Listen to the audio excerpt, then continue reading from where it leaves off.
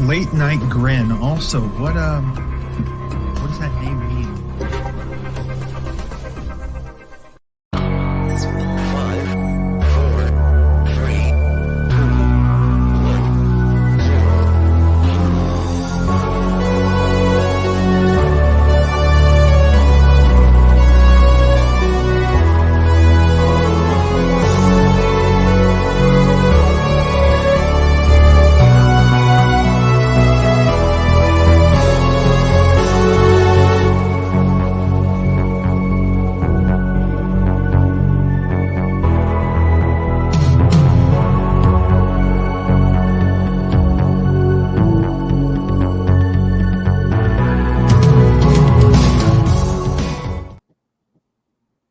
Folks, it is a triumphant night here in the Late Night Grin, a glorious occasion. It already was that way. And there's that familiar echo. We're going to figure this out, folks. Just hold tight. It's Jack's birthday. Jack, I'm going to mute him while I speak, and we're going to figure this out. We have some slight issues this evening. Jack Crosby, who is one of the most professional people we know. Agreed, fellas? An actual pro. Used to have a blue tick when it meant something back in the olden days. You see him there. He's happy. He's thumbs up. He's got some alcoholic beverages with him. For some reason, we do not know why, he is occasionally echoing. And this came on the back of the confirmed shoot not having his own video matching himself, which gives you an idea of the kind of form we're in tonight. But that will not stop what is going to be a triumphant edition of the Late Night Grin. We have much to discuss, an expert panel as always. I'll get to Jackie in a moment and we'll hopefully have things fixed. Confirm shoot. How are you this evening, mate?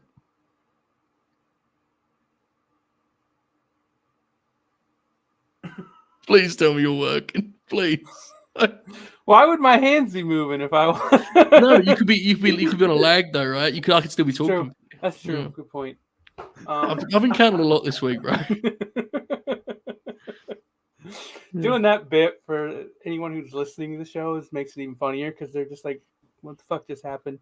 Yeah, they never do that when they listen to this show, bro. Yeah. I'm good. What if Jack is just visuals tonight? That would actually be kind of beast, yeah. There you go. Right, I'm glad to hear it, mate. Oracle, how are you? I'm well. I was just talking to Joe before we got on the stream about how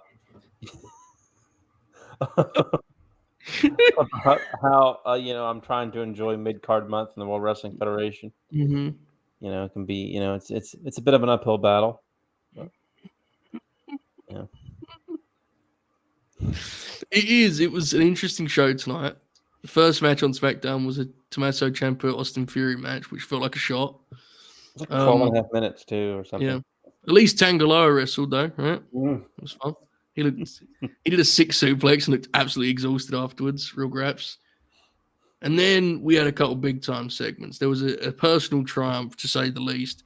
We're going to get into all that and more. Jack, please feel free to unmute yourself, and we're going to try this, see if it works. It does not work. How are you, Jack?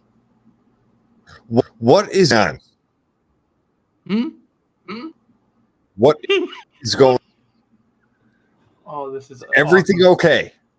No, definitely not. No. Nothing is different on my end. Nothing. It's StreamYard. They're fucking you again, Jack. StreamYard's coming for you again, Jack. Jack isn't even inebriated. He's just getting his shit kicked out. Yeah, nothing. What the fuck is going on? All right. Oh my God, you just echoed. You yourself echoed that time. Did I? Yeah.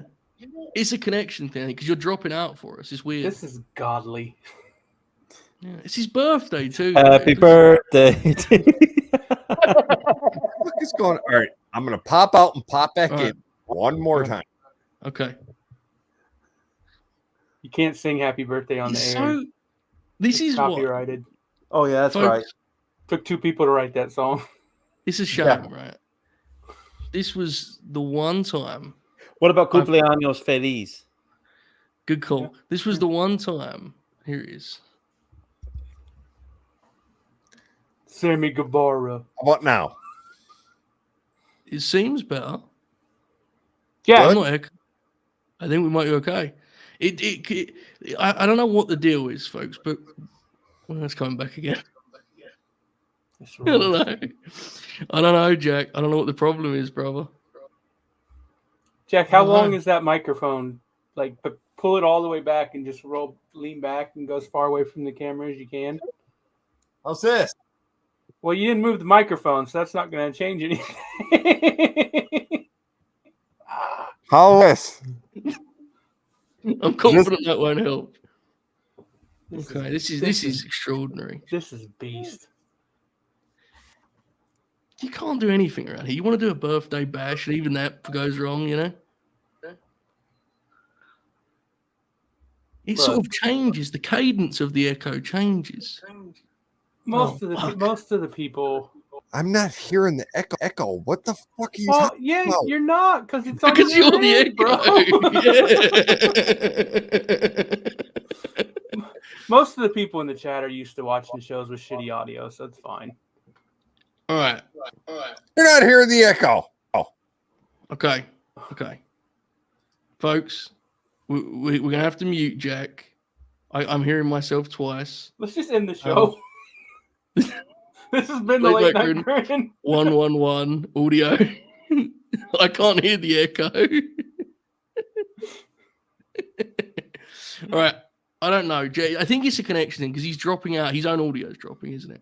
Yeah, the chat's really mad at us. Well, I don't know why. It's not. What do you want me to do? I'm not sitting next to him. I can't plug his mic back in. You know, I'm trying my best here. You know, it's very difficult. Look, he's got his own new plan. Oh, here he goes. Oh, where's he going now? Damn, he is kind of tall, isn't he? Yeah, he should do the show from back there. He's in good shape, though. I told you he's getting ready for his big run. It's a big room. What do we think that was? how about that? Well, we'll see. It's fine right now. Good. For now, yes. What did you No, do? it's not. It's not bad again. Yeah, there's the echo again. Yeah. You may have to concede, Jack. I don't know what the deal is. Your birthday party's been ruined. I'm fascinated by what he just went and did. Oh my! He just walked over to like a love seat or something and then came back. It looked like he pushed a single button. Let me get this straight. First, I'm supposed to have a big party at my wife gets COVID. You're the real victim of your wife getting COVID. This happy 40th. Folks, we apologize. Unfortunately, as Jack speaks more, it is more apparent. Jack is echoing himself, which is a new one on me. I think, Jack, you may need to step away from the program, unfortunately. We're very excited to have you. We switched our thumbnail. Jack, do you have headphones? Good idea. Oracle. He does not. No. And in fact, no, from Jack Crosby. I'm sorry, Jack. I think you're going to have to go get an early night or drink more of that proper 12 on your own, bro. I don't know what we're going to do. Oh, what a terrible shame. Folks, Jack Crosby turned 25 today. What a terrible shame. We've lost him on his birthday, on his big day. We've definitely hurt his feelings, too. He thinks we're ribbing him. I know he does. He thinks. Entire chat co-signed it. There's 3 grown men on the show. The entire chat co-signs it. And Jack still is like, I don't hear shit. What's wrong with you guys? That might be one of the most depressing things that's ever happened on this program. And think of the ground that covers. He looked devastated. That's the saddest moment He in did. history right there. I'm sad. This was like truly here tonight. We have a lot of fun with Jack, right? Sometimes we'll dunk on Jack. We'll poke fun at Jack. But tonight, I think we all intended to be sincere and as his friend, wish him happy birthday, let him enjoy himself. He watched all of SmackDown. He made notes. And we've had to kick him off the program. Oh, you did. We didn't kick him off. Oracle and I just sat here. I mean, at one point he got up, walked on. I still don't know what he was doing there. He got up and walked over to like some sort of seating area. It took him like a half hour to get to the other side of the room, man. Put a basketball court in there. He's very wealthy. Plays a lot of golf, you know. Yeah, there you go, folks. This is less triumphant now, I feel. This is no birthday bash at all. Should we still party? No, let's just end the show. You think? We could. I mean, it does. It definitely is like... We have super chats, so I guess we have to do those first. Good call. It's a different atmosphere because we were all folks. I mean, I don't want to ruin it for everyone. We're all going to get hammered tonight, right, fellas? We're all going. Oh, sure, yeah. Me and Meliella were just gonna. I know we've got a lot of new viewers not aware, but the three of the guys on the screen right now are big drinkers. We were ready to go. Like, whoo! Here's what it is. No Jack Crosby. We apologize. We probably have to. Jack off. No way. Absolutely. I think it should actually be I can't hear the echo. It's so that was peak Jack. I had to find he was about that. Like, yeah. I don't know. I just I saw the sadness in his face and it made me I know, I'm like I'm depressed so now. awfully bad. Well, I do too, but I think it's important to laugh at it, and that helps. Yeah. You know? Like to the absolute defiance in the face of that moment and just being like, there is no echo, you fucking hacks. Let me enjoy myself. I got proper 12 over here.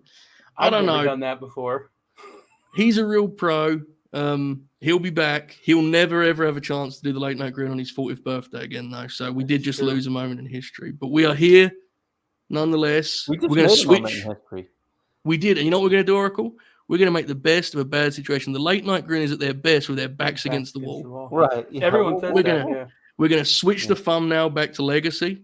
We're going to talk about professional wrestling for an hour and 50 minutes. That's right. And we're going to have one hell of a time drinking diet soda and glasses of water, brother. Let's fucking rock it. Let's do it. Let's go. Should we hit the intro again?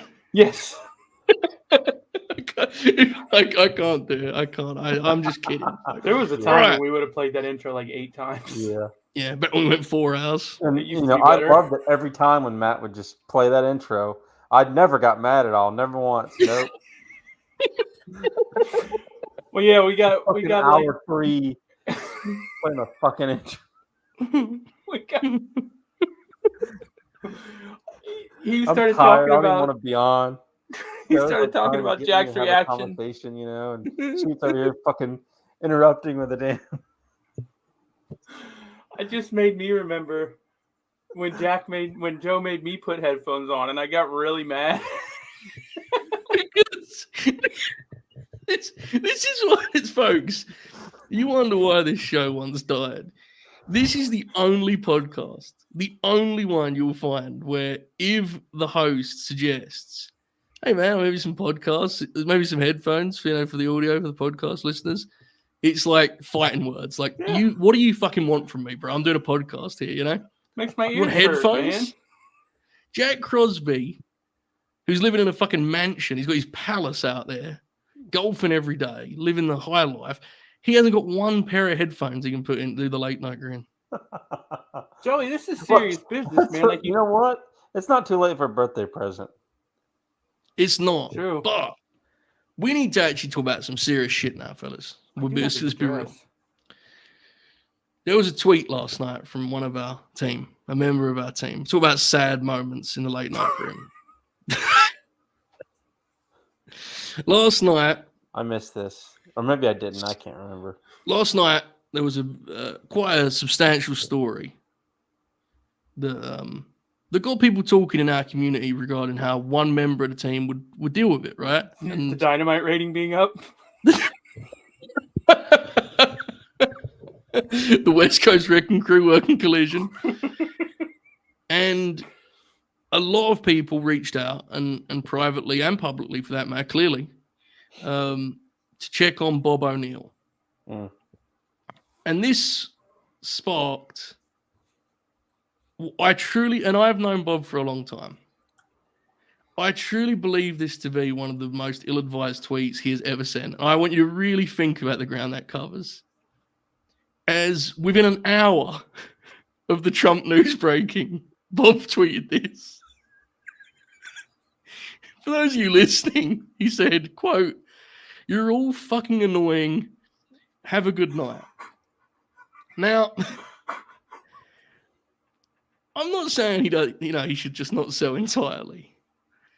But I feel there are many better ways to combat the allegations that he would be upset at this than to tweet, "I am logging off, you fucking assholes."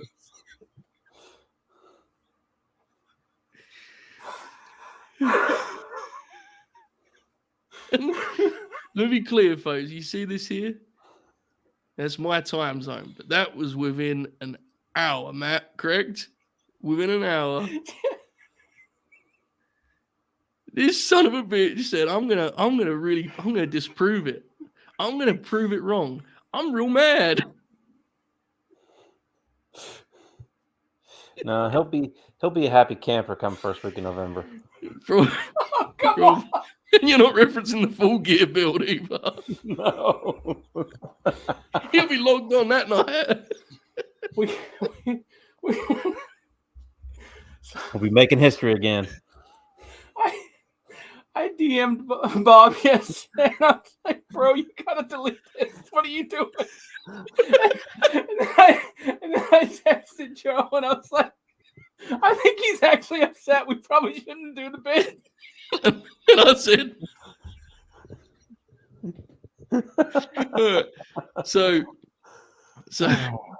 so Matt texts me. I'm sorry, folks, but sometimes in life, you just gotta be an arsehole to entertain people. There's 200 people watching. Matt texts me, "Bro, Bob's upset about this Trump business." And I said, "It's in the format." Unfortunately, I'd already got the screenshot. I'd put in the StreamYard. Some must die so others can live, and it is what it is. It's your own friends. At least it was AI that got Ebu. We're just destroying our power. In all seriousness, don't tweet.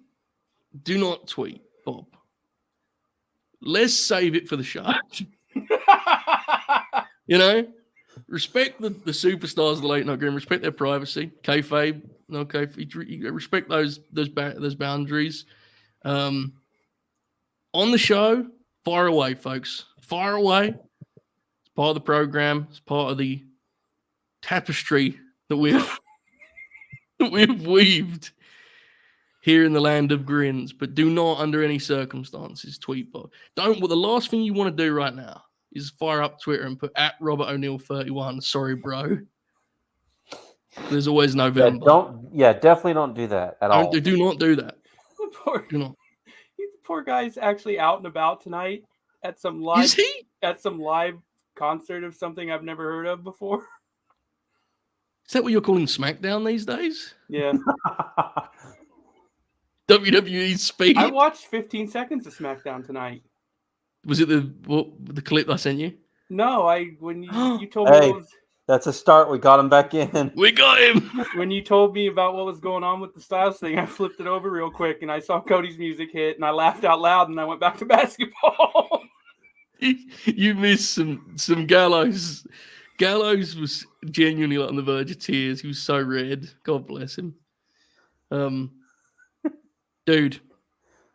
That was funny as fuck tonight. When the good bro. So Matt, you didn't see this. Let me paint the picture. Okay, first of all, AJ's suit was funny. That picture is the picture of him and Nick Aldis both in their suits is one of the funniest things I've seen in a while. When I saw him with the suit, I was worried because I thought this is so Mark Henry. It's going to come across like wink, wink, like no one's going to buy it. But I forgot that they're actually they've got over again. So a lot of the audience, I don't think even knows that's what he was going for. But AJ was actually great in the segment. He was tremendous in the segment. Yeah. But so what they did was, man, they had a shot of him walking to the ring, as the hook before the ad break, And LA Knight comes up to him and he's like, if the rumors are true, respect. And like, I'm popping huge because I'm thinking he's about to bump into the Good Brothers and they're going to too sweet. Instead, he bumps into Cody. I'm like, who gives a fuck?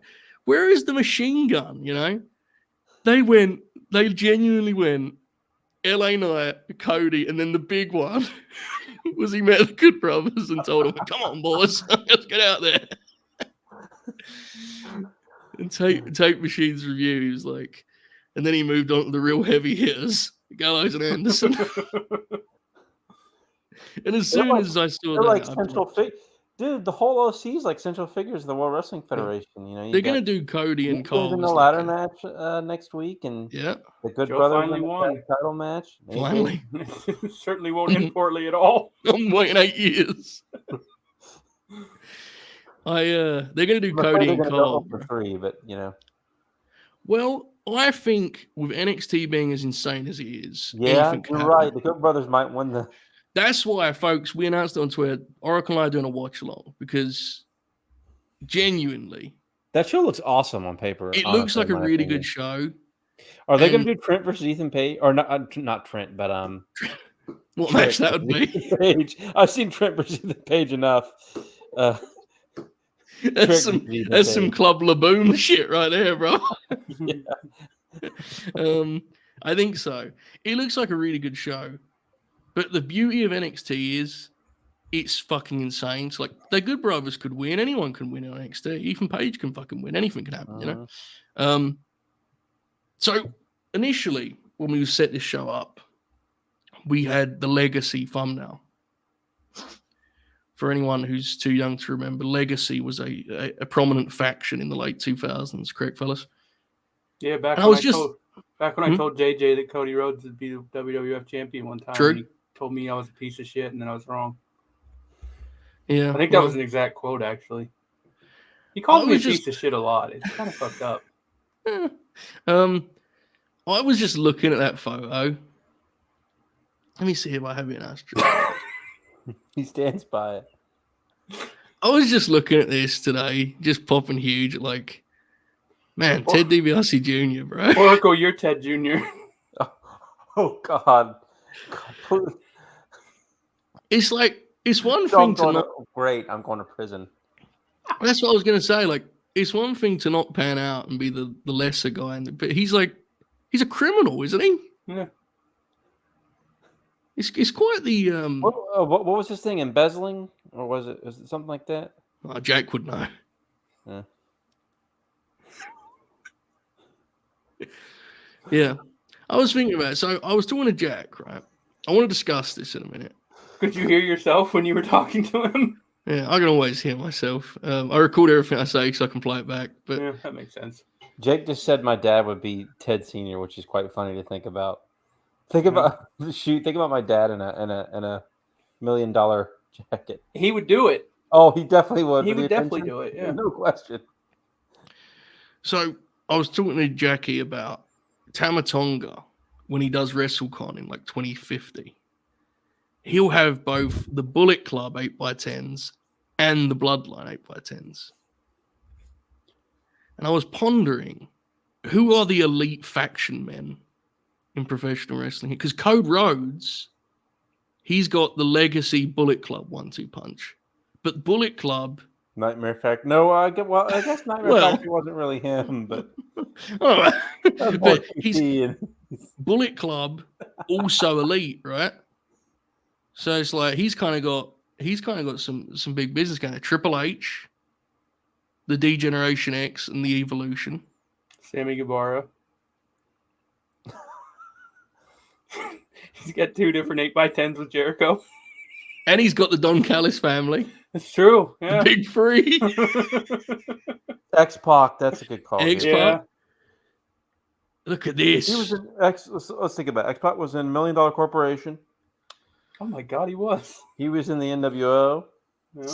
Unbelievably beast. That's where your He brain was went. in DX. Was there a 4th one? X Factor. X Factor. There you go. All-time great theme. With the X Theme. Factor. You're not gonna sing the rest?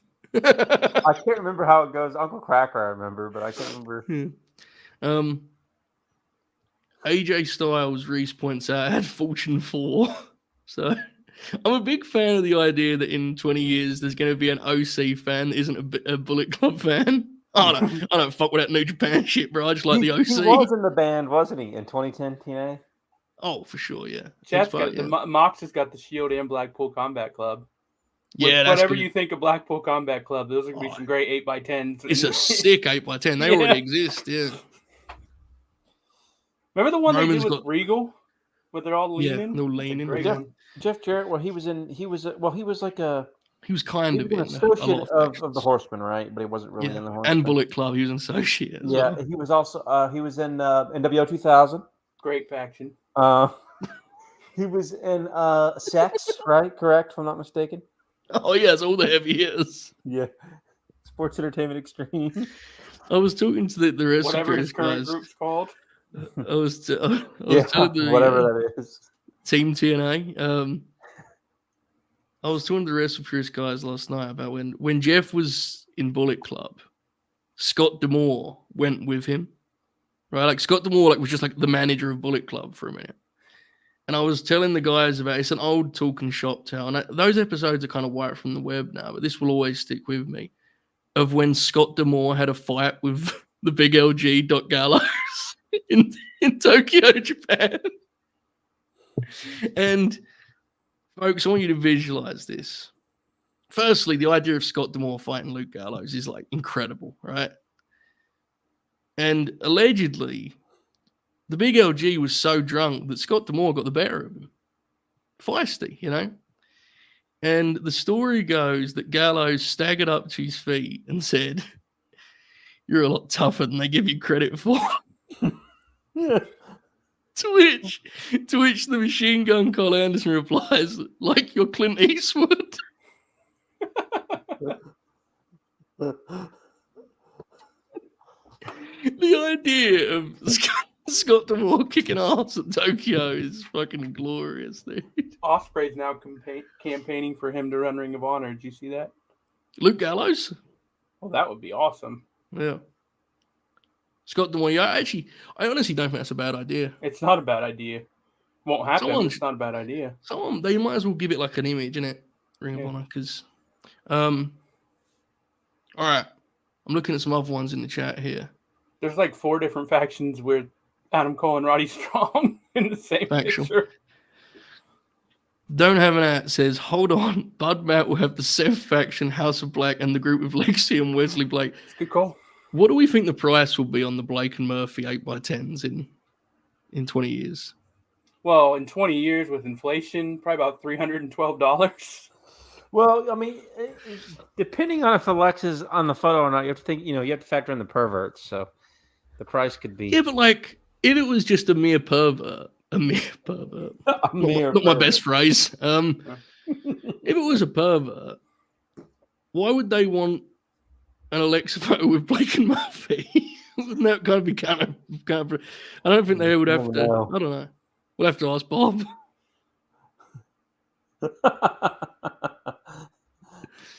We should call this episode a mere pervert.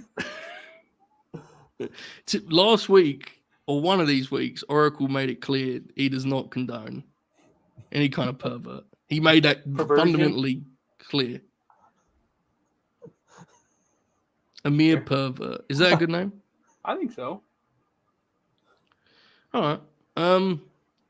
The big LG has got, of course, the Bullet Club and Aces and Eights. I forgot he was in Aces and Eights because he was Doc with and Oracle, Straight Edge Society. No. Big Three. Yeah. Punk alone gives that. And Joey Mercury. I always forget Joey Mercury was in that. There you go. Plethora actually beat you to that. Randall has the authority. How can we forget the authority? The authority's wiped now from history because Triple H is a babyface authority figure. Yeah. Jesse and Festus. Biscuits and Gravy. Another great theme song. Yep. Biscuits and Gravy. I wonder if Made me a man. I wonder if FTRKO will be a thing that people will pretend actually happened in a few years. I mean, I'm already willing to do so if we're up for it, Wyatt family member Randy Orton. Yeah, That's true. Oh, they won the tag straps, right? I still love that angle where he burned down the. Yeah. What a great night on Twitter. Oh God, it ruled. That was what the Land of Opportunity SmackDown, wasn't it? Yeah. Mm-hmm. Booking the show on a Waffle House napkin at 3 a.m. Do you remember when, like, it would be like 90 minutes into SmackDown and they'd have done a match that didn't get enough time and someone would at Road and he's like, yeah, man, tough gig tonight. So, a lot of stuff to get on. Just live, just posting his way Remember through booking the the heated Natalia Nikki Bella feud? Yes. I do. Do we think Natalia's going to be playing her trade elsewhere soon? What do you reckon? Please shut the fuck up. Bro, I hope. the Owens coming up, bro. I hate both of you. She's. Hey, I'm I'm not joking when I say this. Yes, he's right. Natty's had a good year this year.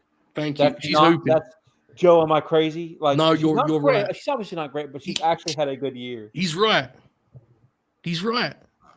She's on fire. Speaking of fire, she had a good match with Alba Fire on main event a couple weeks She's a ago. good match for everyone. Io, Lola. Mm-hmm. She had a classic with Rhea Rip last year. This year, maybe. 1 year. Can we I'm bring telling Jack you- back? I'm just saying I think Wembley would react. That's all I'm saying. Let's talk about a couple of free agents while we're here. We can get cool out of this. Becky Lynch. Now we're talking. Yeah. What do we what do we think about her coming in as the head booker of TNA? You see they fired all their creative team. They did? Is that actually a thing? Apparently, I don't know about all their. They fired a couple guys, and they fired David Sahadi. You know, the producer, Yeah. the one who like did all the WWE Attitude Era videos. He's worked there for like most of the last 20 years, and they just fired him. Huh. It seems sincerely here, folks, because we're talking about people losing their jobs. Obviously, I hope this is not the case, but I'm not convinced that TNA is actually going to. I'm not sure they got much left race to run. You know. Yeah. Which would be bad for wrestling. It's a shame that they're currently not in a place to really be much good for wrestling, but it's still a place people can grapple, you know? Seems like it could be issues. What about Becky Lynch running Ring of Honor with Scott D'Amore? That's a good idea. The Athena match could draw a house, right? Yeah, at least 2,500 probably. Yeah. Why are you guys laughing? It's a good house, dude. Ring of Honor. It's way better than whatever the hell they're drawing now, I guess. Yeah. Ring of Honor is Athena's not injured. Did you see that? I did not. She's not like severely injured. It's like Good. a couple week thing, which is good. So Becky Lynch is obviously going to just go home for a bit and come back. Oh right? yeah, she's not. Oh yeah, she just wants to be home with her kid. You know. When do you think Oracle Rumble? Yeah, I think we probably won't see Becky till Rumble, somewhere around there. Mm-hmm. And then figure out a Mania direction. That would make sense. Mm-hmm. I think that's best, honestly, for her. I don't know if it's good for Raw because Raw is super low on star power right now. They need Rhea back ASAP. Yeah, they do. Yeah, we shall see this. Okay, so the two names that I was actually referencing. The first of which is Chad Gable. Now, I don't think any of us expect Chad Gable to leave. No. It is kind of incredible, though, that he has been on that roster for as long as he has. And the first time he's getting a real push, his deal is up next week. It's kind of crazy. Well, they've kind of pointed out how like this, all this thing with like the contracts where it's like going up in WWE. Like they don't sign until their contract's up, basically. So the word is that the last head of talent relations, I guess he was just doing a bit, but like apparently they're like backlogged severely, like they're way behind. And I think we're going to hear, I said this last night on the Purist program, I reckon in about 2 years, maybe a little bit longer, I don't know, once the dust settles and such, you're going to hear of like 10 different tales of people that were like 2 days away from jumping ship, you know, but they didn't. They got the deal. Like, because there's a lot of whispers going on in the professional wrestling business. A lot of people's deals have come up even closer than I think we realize, you know, because it's just there's nothing. Once they resign, there's nothing to report. Gable I think it would be very unlikely for him to jump now. But I mean, it must be good for the guy's value, right? To run it that close. They have to be kind of. I mean, you got to assume it increases their price, right? I mean, yeah, if you're unless you get a fucking, which it sounds like maybe they haven't even gotten offers yet, but like, if you don't get an offer, you like, why wouldn't you let your contract expire? Yeah. Like, yeah. Why would you like in terms of like running them down to maximize leverage? That's definitely like a good idea for somebody like Becky, to get a higher level contract. I don't know how much. I mean, like I don't know how much Gable could get out of it, but I mean, he's obviously valued now by Triple H and whatnot. Booking. Yeah, and he's also a guy that his archetype.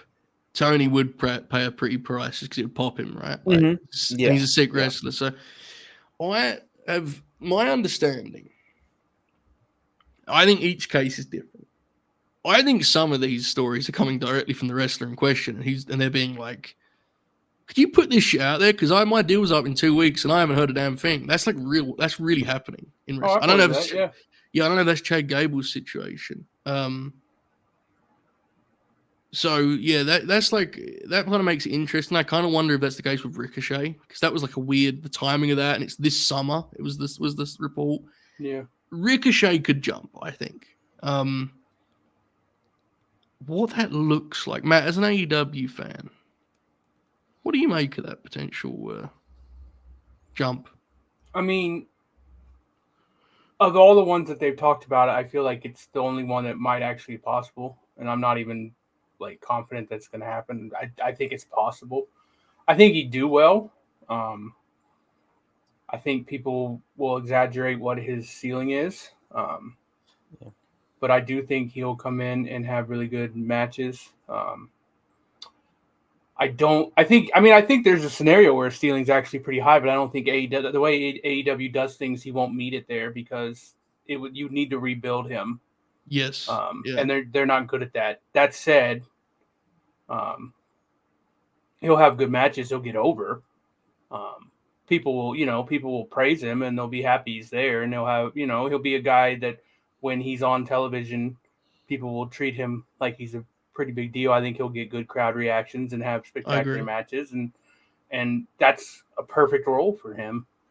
So I mean, I think Ricochet's one where if AEW makes him a real offer, that he'll definitely consider it.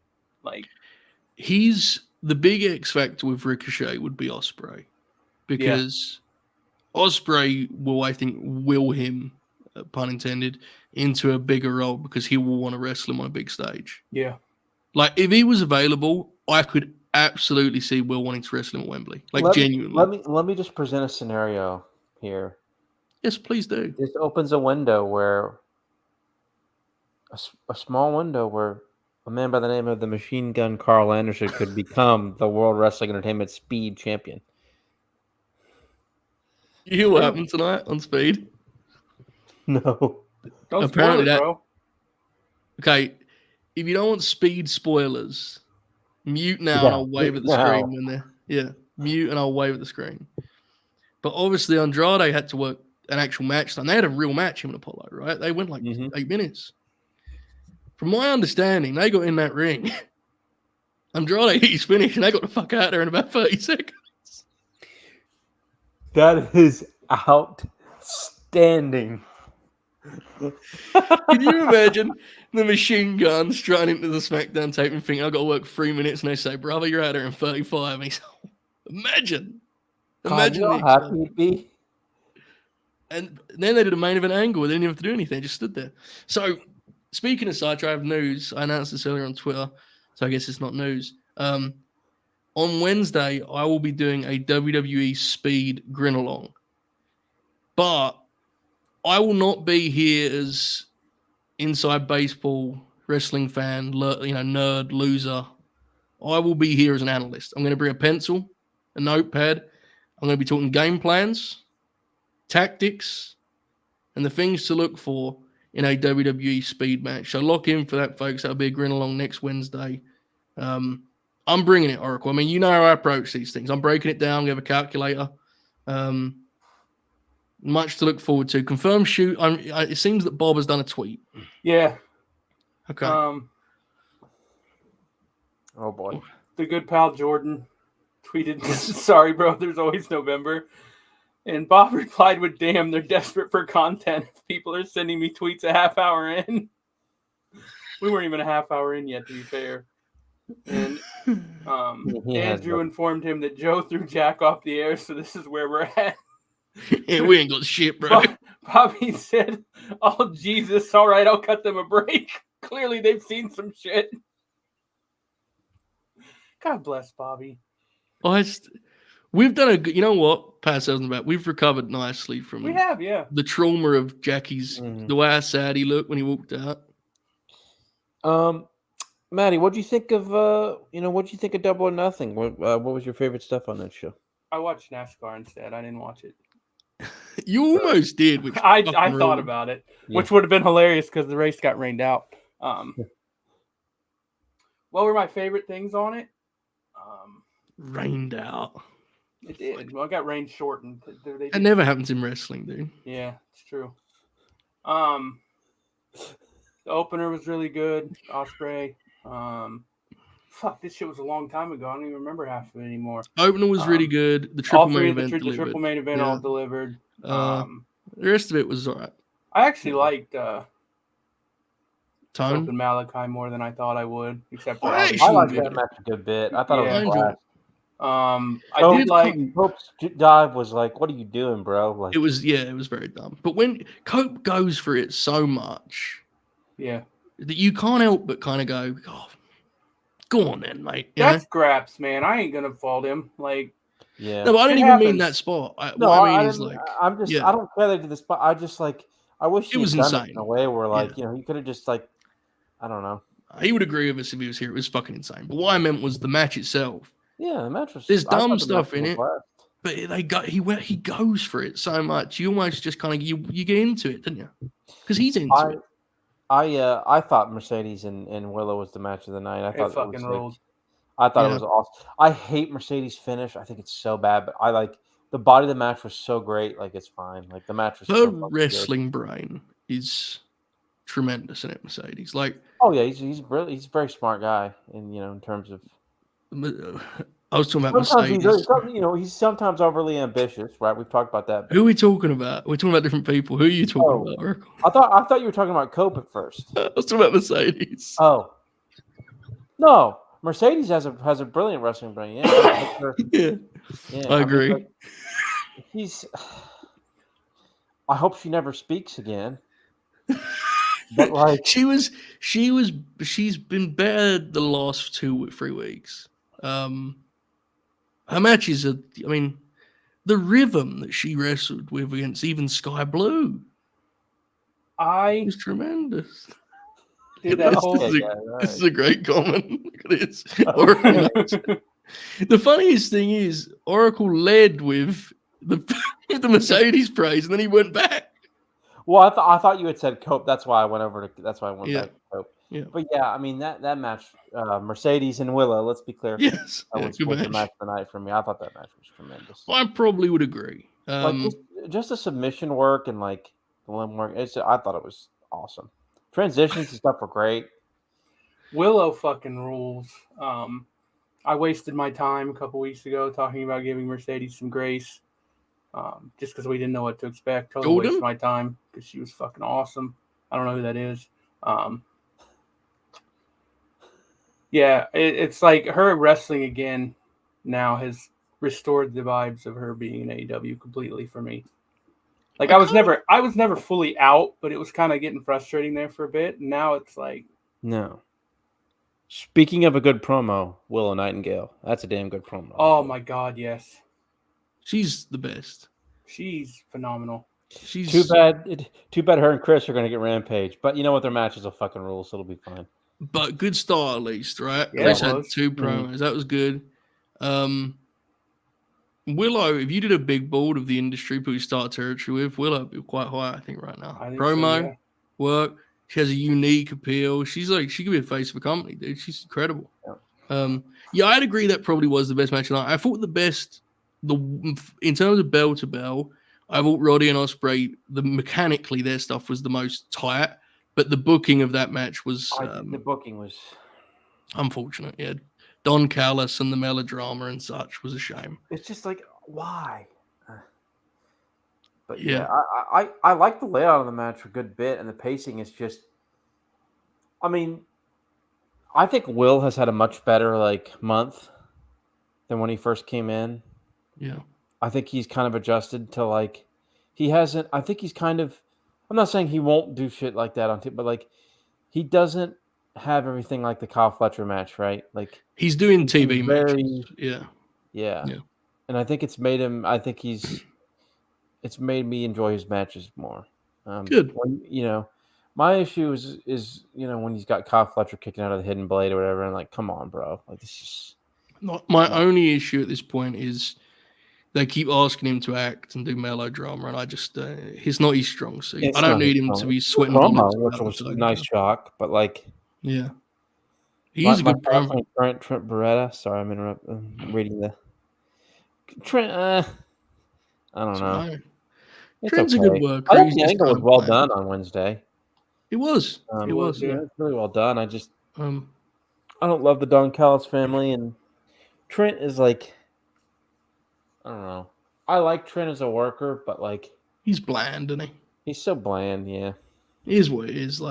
He's a very reliable wrestler. He's going to ultimately slot into being a bump guy for the heel faction, which is about where he should be. It's just getting there, and it's a bit long, but been a rough couple days for him. It sure has been.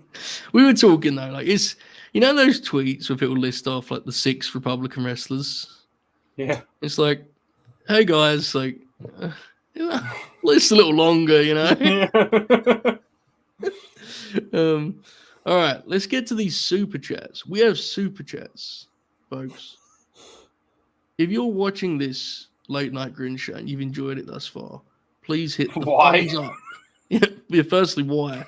Secondly, hit the thumbs up and subscribe to the Late Night Grin. Let's get to these super chats. Here we go. Andy says, "Is it me or is the Cody AJ good? It's not just you. It was good. Glorious. It was triumphant. Absolutely. There's nothing. Look, it featured Gallows and Anderson. There's nothing wrong with redoing angles in wrestling. There's not. No. I mean, you don't do it every 2 months, but doing it every few years is fine. That's what wrestling is. It's also, I didn't realize it had been 11 years. Yeah. Oh, yeah. I was thinking that, before we went on the air, I was thinking that feels like it was 11 years feels a while ago. Don't get me wrong, but I don't know. That shit does not feel like 11 years ago. 5 or 6 or 7 maybe, but I just think it's because 2010's WWE is that weird time because there was no other promotion really. It's that time moved differently, didn't it, in that stretch? Yeah. It's you're seeing it go back. I read the other day when Ethan Page showed up on NXT, I read something his AEW run was 2 years. And I was oh my God, we're getting back to wrestling, Guys are just having 2-year runs. That's how it should be. Yeah. So I think that's what it is. Simon says, we're having a great time, folks. We really are. Here we are. He says, first LNG I'm watching live had to contribute. We apologize. But, yeah, we do apologize. This one. But, Simon says he was 11 years old in the Henry segment. Is it the same Simon saying that or a different Simon? Same Simon. Same one, yeah. Simon's saying a lot of shit tonight, bro. How old was I? 36. No, I probably looked it though. I was 20 when I was 32. The other week we did Fed Dead, and we previewed whatever show that was, and Jack goes, "I'm 40 next week, fellas. I know I'm getting old." And Oracle and I melted in our chairs. It's because Jack, look, we give Jack a lot of shit, but Jack looks really well right now. I think he looks like he's ready to work the G1 or something. 2012. Joe, I look fucking 48 and Joe looks 37, Yeah. Dude, I'm getting so great. The camera captures it kind of. Bro, look. It's crazy, dude. Dude, I'm all this is, it's all fucking, I'm salt and pepper, already. Yeah. I'm been jealous. this way for 10 years almost. I'd rather have gray hair than having half my hair being gone. I don't know. It's a different kind of confidence hit, bro. Yeah. I'm going with like the Ministry of Darkness beard to try and like make up for it. I will say the salt and pepper thing doesn't work as well when your hair's red. Yeah, that'd be pretty tough. Yeah. Yeah. Shades of Bud, Matt. You know what, Chat's though? burying me now. See, and I've already got this. You know, here we are. Baldness is definitely worse. Talking about our fucking hair loss and shit. So I got the big widow's peak. It's growing even more now, which is You got unfortunate. that Maxwell Jacob Freeman hair going on. Can you leave the Grinners alone, please? Thank you, Simon. We appreciate you. I mostly like that segment on Sunday. I'm not gonna lie. It's MJF, bro. Of course you liked it. Yeah. He's a generational talent. Trey. I don't know, man. He sent a super chat with.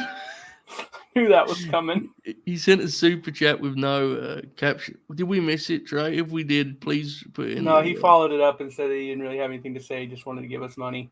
Thank you. They're the best. I super respect that. chats. Yeah, that should be all the super chats, honestly. Darren said, "Happy birthday, Longhead," which would have been unfortunate. useful an hour ago. But Who was it? Called him? What was it? Was it Manny? it was No. Darren. Oh, It was yeah. Darren. Okay. Pill shaped. Pill shape, yeah. And Manny had that laugh. That Yeah. genuinely. Manny looked like he worked where? Well, Cole, yeah.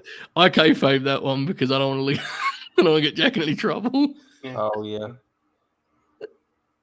I leave it up in the archives, but I don't know. It was pretty crazy what he said there. Oh, Remember? yeah.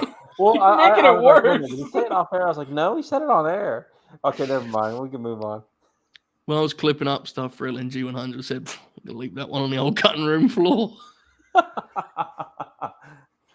Yeah. Oracle, how much do we have to pay you to get the Late Night Grin logo tattooed on your neck? Or your calf. Yeah, or your calf. We would do the calf. That's fine. Bet on yourself, LNG.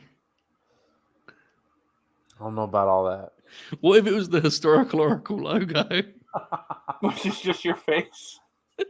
Just have your own face tattooed on the side of your neck. Oh, man, I need to do that bit tomorrow.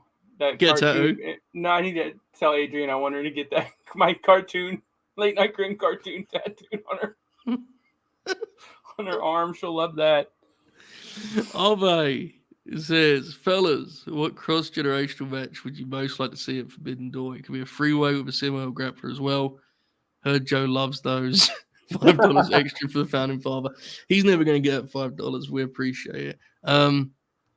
Cross-generational matchup at Forbidden They mean Door.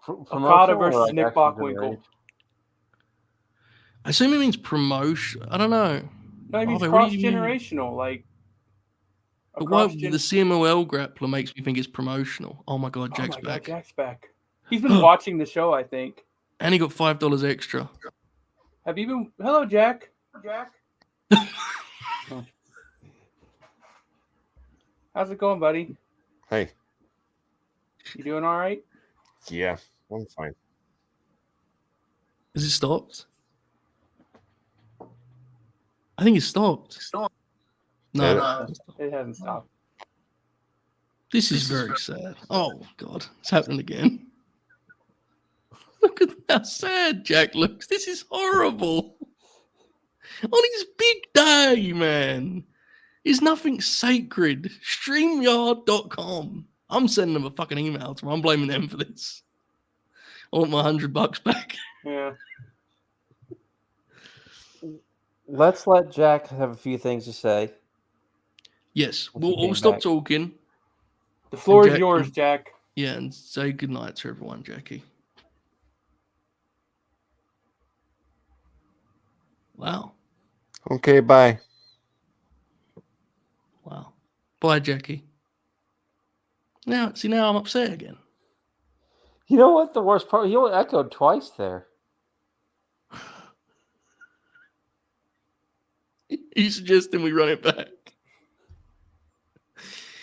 That was fascinating because he returned as though there was a remedy of some kind. But it was the exact same. What if this is a permanent problem and Jack can never? He had to buy some headphones to be on the late night grid.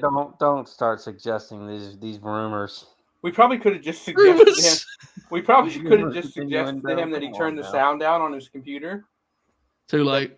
Yeah, that just kind of hit me now. Yeah, I don't know. Late night frown. We fired back. We rallied. We got it back. We cut the lead down to 4 or 5. Second heat segment. All right, let's do it. We're firing up again. Remember, folks, always possess a pair of headphones. You can save a birthday. All right. Oracle. So, cross-generational, cross-promotional. Did we decide? Did we decide? He said cross generational. He followed. Oh, up so he here means just a like second ago. go full insane. All right. Yeah, like Liger versus Kenny or something. He said maybe tossing someone from Mexico there too. Well, I'm not the Lucha Libre expert here, but if we're doing cross-generational, even if this gentleman's been most of his time in the other Japanese promotion, one that AEW does not work with, and the World Wrestling Federation famously worked with 2 months ago, I would do the Lariat Stan Hansen versus the Samoan Submission Machine Samoa Joe. I think would be my. God bless. That feels like a match I would do, right? Oh yeah. I'd Stan Hansen and Samoa Joe, Oracle. What do I do? Sangre Chicana versus Bryan Danielson. This is why the Oracle of Wrestling is here, you know. That's what he does. What if we do, like, what could be our buy-in match? Steve Regal versus, who could we put Regal in there with? Ooh, hold on. Tom Ishii. New Japan style elimination gauntlet that goes like an hour and a half. Like they Now used to we're in the talking. 80s. Prime Kenta versus Will Ospreay. Let me think about this. You could do. God, imagine how much Oracle would hate that match. You I could know. do Fujinami, Fujiwara, Inoki, Gallows. Shingo Kimura, Yeah. and Hoshino, Kantaro Hoshino. Oh, he's versus cooking now. Bryan Danielson, Claudio, Eddie Kingston, and the FTR. A Oh, 5-on-5 shit. gauntlet match that goes, you know. God almighty. The Oracle of Wrestling just resurrected us. We cut it back down to 6, the lead. You know, 'cause Inoki those versus the gauntlets, Sandman. You know, those 80s gauntlets went like, 80 or 90 minutes, bro. Legitimately the greatest matches in the history of professional wrestling. You've always put them over, and I've never actually sat down and watched them. I'm frustrated with myself for that. And that shit I watch, I really should dedicate more time to this kind of thing. This is a sick match. Sugiura and Fit Finley. Sick match. Will Mascaras versus Daniel Garcia. Yeah. Yep. Danny ain't winning that one. All right. Thank you anyway, Alfie. We appreciate it. I'm sorry for misunderstanding your question, even though you worded it perfectly accurate. Yeah, that was kind of weird. Yeah, the fact I just decided he was wrong. Yeah. No, bro, you got it wrong. That's not a question you wanted to ask. Here's a match I would hate that would be cross generational. Go Will on. Ospreay versus Tiger Mask, the original Tiger Mask. I hate that shit. Yeah, there you go. Speaking of such, Cal sends us a super chat. Says wrestling. Ospreay bad. Respect. There we go. We got breaking news here from Carol there on the. Bailey and Piper Niven was announced for the Clash. Good for Piper, bro. That match will be good. Yeah, I'm really happy for Piper that she's getting that match. Simon's he's just saying he's all over the place here. Simon, he says Trent wins the world title on election night. Bob officially locks back on real grabs. Wow. Poor Bob. Poor Bob. Thank you, Simon. We hope you're enjoying your first live late night Grin. I gotta say, the Heat. I mean, I may not love the match. I'll probably think it's good. I might think it's great. There's a chance I think it's great. I've been, but that's gonna have one hell of a hot crowd. Will and Swerve, isn't it? Yeah. When you said Heat, I thought you were talking about De Niro and Pacino for a minute. What a film, huh? Oh, great picture. No, I think, you know what? The more I've thought about it, because initially I thought that seems like a big mistake. Don's costing Will the match, right? Don's Okay. costume will, I'm pretty sure. But the more I've thought about it, I actually think it's good for Swerve to have like a money match for the belt because otherwise you're just going to get into that rut of just like it feels like the B thing. You know, it won't feel like that this month because Will Ospreay is fucking on fire. The energy when he comes out is crazy, man. They fucking love him. Cal says Roxy getting Jordan and Julia back to back. God bless. That was really cool. Did you read about how they set up that segment? The Jordan Grace NXT angle. Did you read this, Oracle? No.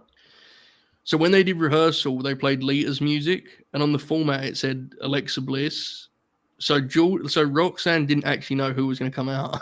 She asked them to keep it completely kayfabe. That's awesome. Her reaction was sincere. Yeah, it's fucking awesome, dude. So is she gonna wrestle Julia at some point? The word is that's like the plan for Julia's arrival. The problem is she just had wrist surgery, so it's unclear. Oh yeah. Those surgeries. That Jordan match is going to be good, dude.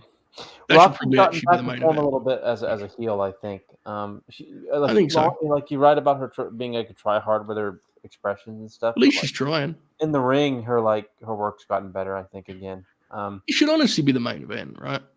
dude. That Chelsea Green. Did you watch that Chelsea Green match from like a month ago? That was good. Yeah, I always pop for the main roster. The reactions they get on NXT always pops me. You know, they feel like a big deal when they go down there. It pops me. Thank you, Cal, for the super chats. Brainbuster. Chad Gable versus Tom Billington sounds pretty sick. Yeah. Oh, Tommy Billington, bro. He was that wasn't that great when he just popped up out of nowhere. Wrestled Dax. Fucking ruled. Yeah, And then that's went great, and man. watched tape with Bret Hart. So, what is the bet? Again, we don't think he's going. What would be the ultimate Chad Gable AEW match? Bryan Danielson. They ever work? I have no idea. Oracle, you know. I don't think they ever did have a. They were together in the Alpha Academy gimmick, but that was about it. Like at the very beginning of Alpha Academy, because Gable was like training him. Garcia's a good one. Shibata. Kenny Omega is a good one. Yep. Chats. Roosh. My goodness. That'd be interesting. Roosh he wouldn't want to play that shit with Gable. Gable would just double leg him. Christian Cage. They teamed once in an 8-man tag. That's it. Yeah. Oh, that was that on a pay-per-view pre-show? Yep. That was like a late 20, right? Sick. December 2020, yeah. Big E, Gable, Bryan, and Otis versus Cesaro, Corbin, Sammy, and Nakamura. The Artist Collective. Cal, back again. Cal's cooking, bro. Thank you very much. We appreciate it. He says, Joe talking about whispers reminds me of the time he tried to sneak in a Seth Rollins rock scoop. I'll not forget. Yeah, that didn't pan out. The fellas know I have a pretty good hit rate, but there was a lot of talk that they were going to take the belt off Seth Freakin, so he didn't have to do double duty at Mania. But in my defense, I think it's pretty clear based on the state he was in physically, that may not have been a bad idea when it was suggested. So, Reese's Gable and Takeshita would be something. That's a good one. Yeah, be cool. Takeshita, he kicked some ass on Rampage tonight. Rampage was good tonight. Wasn't as good as last week, but it was good. He should win the belt. The TNT title. Takeshita? Yeah. Feels like Jack's going to win it, doesn't it? Probably, yeah. I think Jack's back, though, man. He's fucking driving a bus down the highway with Anna Jay in the back. Like, he's a real pro wrestler, man. I'm sorry. That You guys got to get over it. That was sick. Get over it, Oracle. You got it. I mean, to be honest with you, I think he's pretty terrible. But Bro set himself on fire. Love of the game. Hey, I respect bad wrestlers. They go out there and perform and do their thing. He's a good get over it, guys. Team meeting. Thank you for the super chats, Cal. Jumanji Hunter says, Sorry, but that clip of him driving down the highway and on that bus was fucking hilarious. Oh, yeah, it's beast. Yeah, it's beast. Jumanji Hunter says, when Otis kills Gable Monday and that's it. That would be insane. Otis just beats the hell out of him and he stands up and does AEW in the air. That'd be wild. That was a good angle they did on Monday, I thought. He could team with Lance Archer. Be a good tag team. Dude, imagine if you went through the entire LNG archives and noted every time we pitched the Lance Archer tag. 87 of the episodes would be ticked, you know. Ben, this is a super chat. It's a deep cut. TWF forever. Matty, what do you have to say? One of your loyal soldiers there, brother. The economy fucking tanked, man. Price of oil went down. Nothing I could do. You can find that show at latenightgrin.com. How many episodes do you guys do?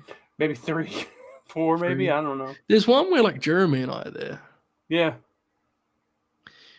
Riley says, since Jackie has been having a rough couple of days, can you guys do the CEO dance for him? He's not here to see it, and if he was, no. That's that not it? even it, but yeah. That was, the hands were. That ain't even close.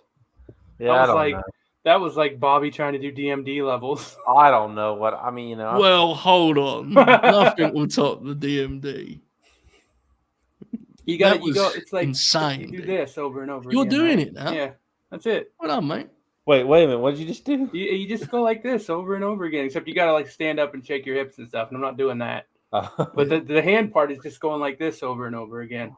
Yeah, you had the palms out. I'm very white, so that's. Oh yeah, the palm. You had the palms out. That was your They fatal go mistake. so you can see the So what did words on Bob? her. Yeah, What did Bob do when we asked him to do DMD? Because I've forgotten now. I don't remember. Honestly. Didn't he do the letters? I think so. Yeah, Yeah. like Bret Hart Oh, with it's- WCW.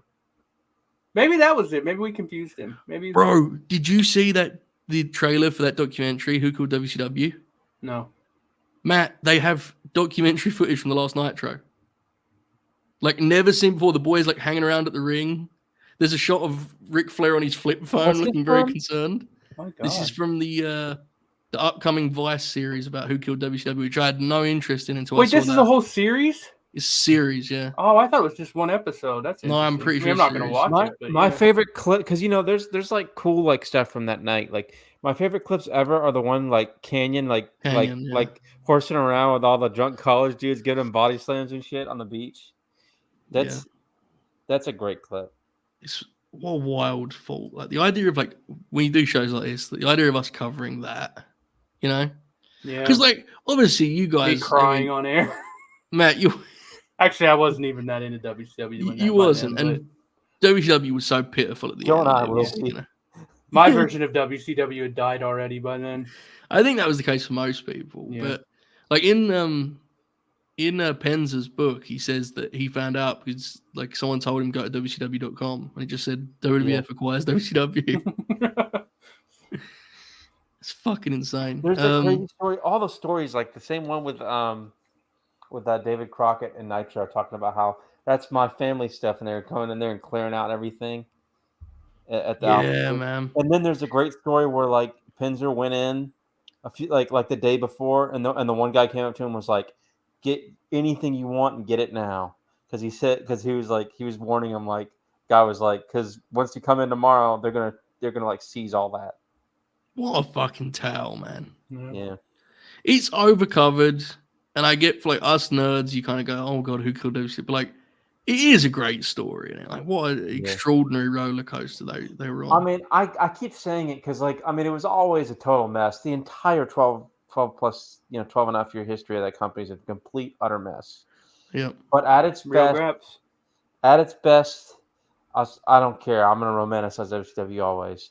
Oh, yeah. It's the greatest professional wrestling company Ooh. on the big stage. It's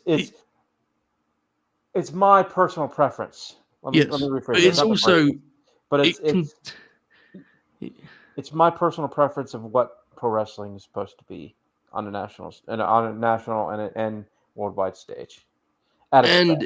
The fact that it's like kind of bad a lot of time is part kind of base too. Yeah, it's like that's because it wasn't just when of it. WCW was bad, it wasn't bad. It was like fucking insane. It was like galaxy brain, Fucking RoboCop showed up, bro. There's going to be some RoboCop fucker in 25 years talking about AEW like this. Yeah, it's going to be on this fucking show probably. Dukes. All right. Dukes has already quit watching wrestling. Good for him. Chi-Town Spurs. Super Chat says, was going to feel bad for Jack, but he's Arsenal. Enjoy misery and bottom the league again. Respect.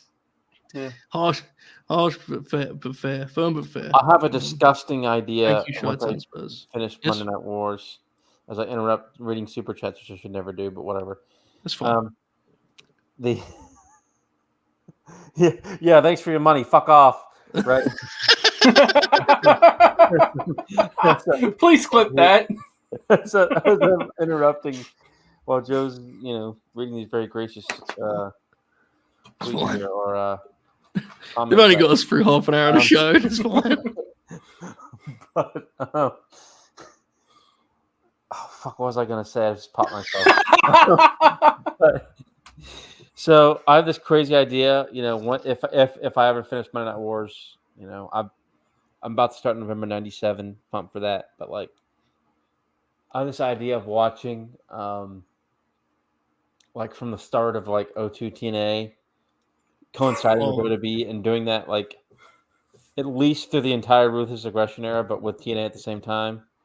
But I don't know. I might even don't rewatch Ruthless Aggression. Have some shame, Oracle. That's Bob's gimmick, That's bro. Bobby You can't do shit, it. man. I can't do it. Don't look do at the that. damage. So It's let me done watch to TNA Bob. now. Watch World Class. Oracle, here's what you'll be tweeting in 3 years if you do a Ruthless Aggression watch. That's what you'll be tweeting. That's true.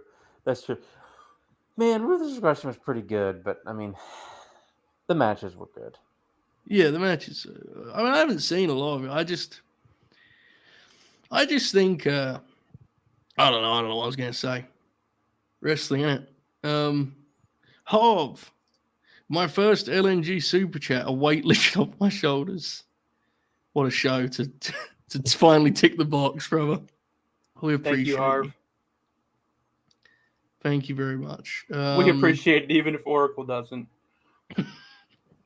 Ben, favorite memories from Mark Henry's AEW run. This is actually very easy. When he was still like trying to be a commentator and would just say wow a lot. Yeah.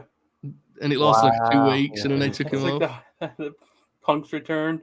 Wow. Thanks, Mark. One of the most iconic wrestling moments ever, and he'll always be on the soundtrack. Do you remember how fucking Jim Ross went back in time for that? Oh, call? yeah. Do you remember? So Jordan Michael S. Jordan. That is still like, I think that's probably the best wrestling moment of the last. And I get that like it's soured and people feel whatever they feel about what happened afterwards. But at the end of the day, the moment is the moment, isn't it? You know? Wait, what's that? The first dance, Punk entrance. Oh yeah.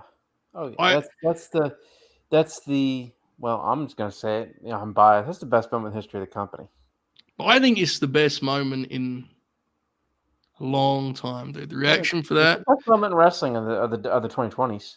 We know what also is key to that. It's like people forget the build up. No one knew how they were going to do it.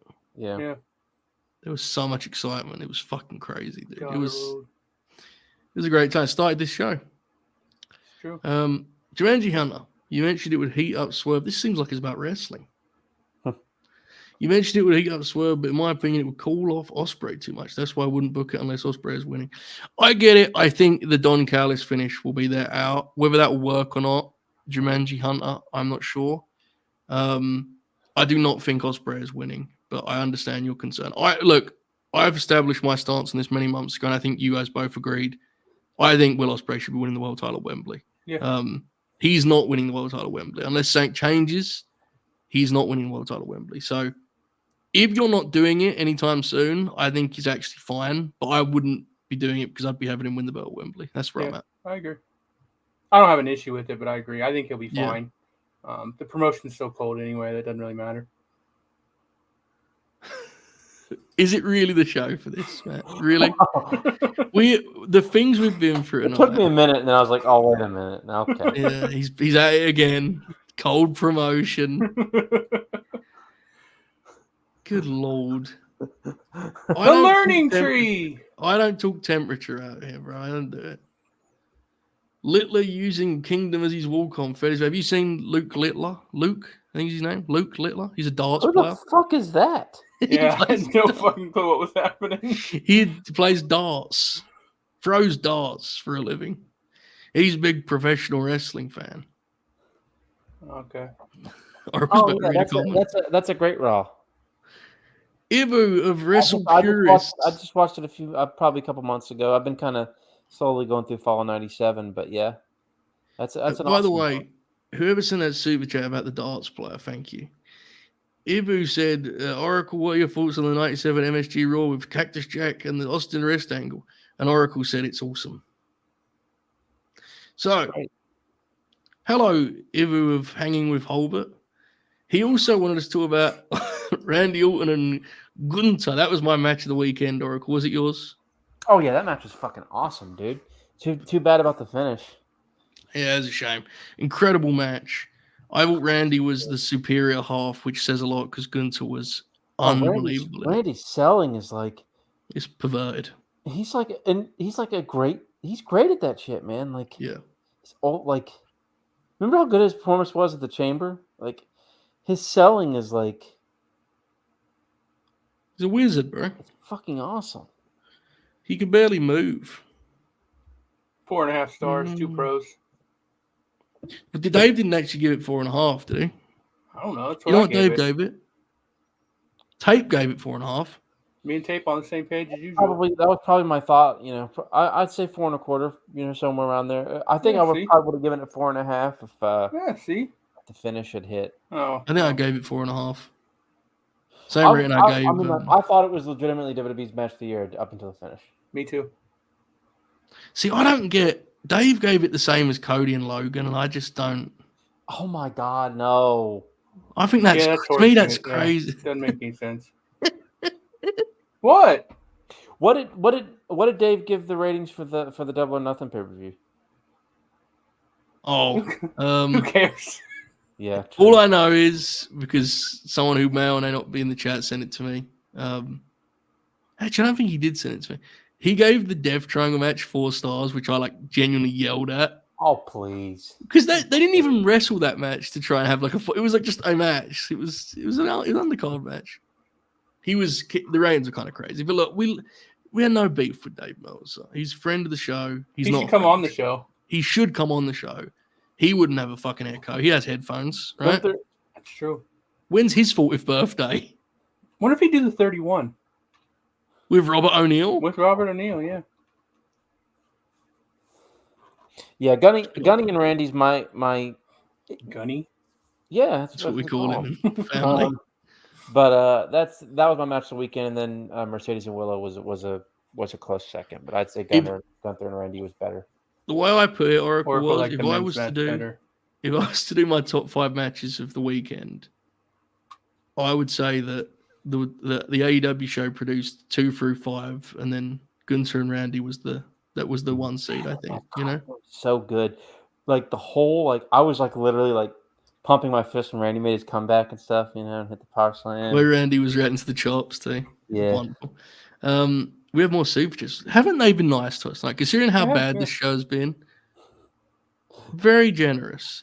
Plethora says favorite Jake Hager AEW memory. So everyone's doing bit responses like the hat, and the actual answer is easy for this. It's right behind confirmed shoot. He is in one of the best matches in promotional history, and not only is he in it, he's actually pretty sick in that match too, bro. Bro, the first couple years, he was used perfectly in AEW. I'm not pretending he was fucking awesome or anything, but he was used perfectly. Well. Yeah. It's over, which that's how wrestling works. To be clear, that's not even a knock on him or even a knock on it. That's graps, man. That's how it's supposed to work. Mm-hmm. Jake Hager is not a long territory wrestler. No. Most wrestlers aren't. So they got good value out of him. And it will always be crazy, it's a kind of crazy moment in history that he was the big debut on the first Dynamite. I always think that's a great way to remind yourself what the landscape was when AEW started. Yeah, that was wild. But yeah, I think he was used well, and he had it. Obviously he got fucking for 5 years, incredibly. Caden Lee did the AEW fumble. JK missed the boat, bro. I missed the boat. Thank you for the super chat. Chi-Town Spurs, Matt, Clock or Reese tomorrow? I'll be honest. Chicago is one of the teams I've seen the least so far. I've only seen a couple of their games because they keep playing when other games are happening or things like that. I think they'll probably win though because Indiana's terrible. Caitlin's clearly getting more comfortable, but her shot's still shaky, and the rest of the team's just not very good. So Yeah. I'll say Chicago will probably win. I mean, Indiana's getting better, as you know, frustrating as that is, and they lost one of their better players. She's hurt, Timmy Fag Bailey. So Fag Benley, excuse me. Are you locking it in, that prediction? No, I'm not locking anything in. Why not, bro? It's a podcast. All right, well, if I'm going to lock a prediction, I'm going to say Indiana's going to win. Locking it in. Caitlin Clark, 33 points. Indiana wins. Can they use a discount code on a betting app? No. I don't condone gambling. No, that's Bob's. Yeah. Is that game at noon tomorrow? Is that the noon game for anyone who? Whatever. There's only a few people who care. Maybe like 3. Kiwi's one of them. Big Fever. We still on? Big Fever fan. As far as I know, nobody's left. Here. Hello? What is happening now? Are we still on the air? Yes. Good. Just checking. What was that? For a second, Matt and I both looked at each other on the TV. We thought, "Oh no, we're losing Joe." Yeah. I would have ended the show, Oracle. Oh yeah, we would have been like, got any plugs? See you guys later. I was just playing around. Thanks, fun. guys. Yeah. The Commissioner's Cup starts tomorrow. I'll be tuned in at noon. And then we got the Xfinity race at 4:30. I don't have this clip anymore. It just exists in the StreamYard. Telling stories. And I spent a good Incredible 20 minutes of quality my on that. day looking for it. Yeah. What a time that was. That was The Undertaker that was an impression of, wasn't it? I think so. Yeah. Joe, Caitlin Clark is real graps. No, Joe's slowly coming around. I am following it from afar. I just, schedule. I'm leaving it there. I'm not going to. 1986 in the WWF. Yeah. I don't see my family much, You all noticed that Oracle hasn't chimed in at all, right? Speaking of that, I kind of want to look at Joe's letterbox. Okay, good. Good pivot. Let's see here. Go on, mate. Let's do this. This would fit on this show, the letterbox segment. I like when Oracle leans in, because you're about to get some real art. There's a late night Grin where you read WCW TV results for about 25 minutes, scanning your screen for fucking updates on Saturday night. Bro, their usage of Cam is insane. It's so frustrating. Run the offense around her, Jesus. All right, continue. That's fine. All right. What was I going to talk about? Oh yeah. Do I have anything else? Is Jack okay? I don't know. I thought he would send a text to the famed group chat, and he hasn't, which honestly worries me a little bit. Oh, you gave Wedding Crashers 3.5 stars. Good rating. I think Wedding Crashers is funny. It's a good one. Quite funny. And I'm not apologizing for it, Has it aged perfectly? No. Is it morally bulletproof? Most certainly not. But it's funny, It's a correct usage of Vince Vaughn. And I think it's a comedy classic. A comedy classic. I saw that in the cinema. Are you going higher than 3.5, Oracle? I might go 4 on it. I'd have to watch. I'd have to watch it. Is this out of 4 or 5? 5. Okay. I'd probably give it. Off the top of my head, I'd probably give it a solid 4. Didn't it used to be out of 4 for movies? It used to be better. Yeah. Letterboxd operates on 5 because of Dave. Okay. Because Ebert used 4, right? Roger, yeah, I'm pretty sure. I don't know, actually. I always just think of thumbs up and thumbs down with Rog. Well, that was the TV show. I know, but that's what I think. It's what you think of, right? That is fair. You don't have to. Don't high ground me. Don't do that to me. Don't pull that card, fake fan me like that with it about Roger. It looks like it appears as if Joe had to watch a bunch of pro wrestling at one point in the last week. I did. It was when I was on. Oh, sorry, I get what you meant. Yeah, I thought you was referencing the pro wrestling movies. We used to do movie reviews on The Distraction. So I watched all of the like WWF studio pictures. I thought that's what you were referencing. Is the Holdovers good, Joe? Oh, it's fabulous. Yeah, I saw a commercial for that. It's on Prime now. I'm thinking about watching it. it's brilliant. Yeah, I've seen it. I probably watched it 3 or 4 times. I think. It's an immediate classic, man. Instant classic. Christian Cage. Yeah. He's good. Good wrestler. Quite good. Very handsome. True. Do you think he's going to be in that ladder match? No. I What think ladder he's match? retiring. I'm behind now. What happened now? What ladder match? There's a ladder match for the TNT title. The new interim What? EVP Christopher Daniels announced this on Dynamite. Oracle didn't watch any of that I segment. forgot. You know what? I just watch the matches on Don. I don't watch the segments. Yeah. I just fast forward. I was fast forward to the Don Kyle segment, and then I saw I always- put up. So I just, I appreciate when Oracle tells us he fast forwards. The He visual, never does it yeah. about this. yeah.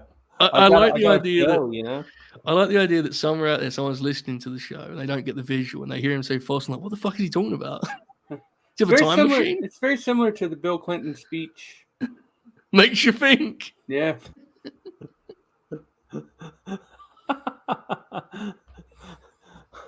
Yeah, bro. I didn't listen to that fucking promo. I said, "Oh fuck, Daniels is coming out. They're gonna argue with each other. I have no interest in this." He called Rampage Dynamite. That rules. So who's That was in pretty this sick. match? So who's in it? All we know is Takeshita right now. Okay, Yeah. so that's They're doing a that's- series of matches, Oracle, to qualify for it. Ah, I'd imagine they're going to get like some Samuel New Japan rep in Yeah. there. And Jack Perry will be in it, I'm sure. Jack's going to be in it, yeah. They made it abundantly clear Daniel Garcia will not be in it. They told us that. Because he cut promo about another belt, Yeah. which was like their way of bat signal. Like, You're right. do not expect Daniel Garcia to win the TNT title, you fucking losers, you know? Yeah. He's going for Will Ospreay instead. Becky Lynch is That could be good. officially a free agent. Does this change the situation? The deal is done. It's confirmed. Do you think Matt? AEW has sent a Is contingent this to her the house shoot? to recruit her? is this It's breaking official. news? It's June 1st. Yeah, it's June 1st. Folks, batten down the hatches. Hold Anything on, can wait a happen minute. This now. is breaking news. This is happening. This is breaking news officially. Okay. Oh, shit, man.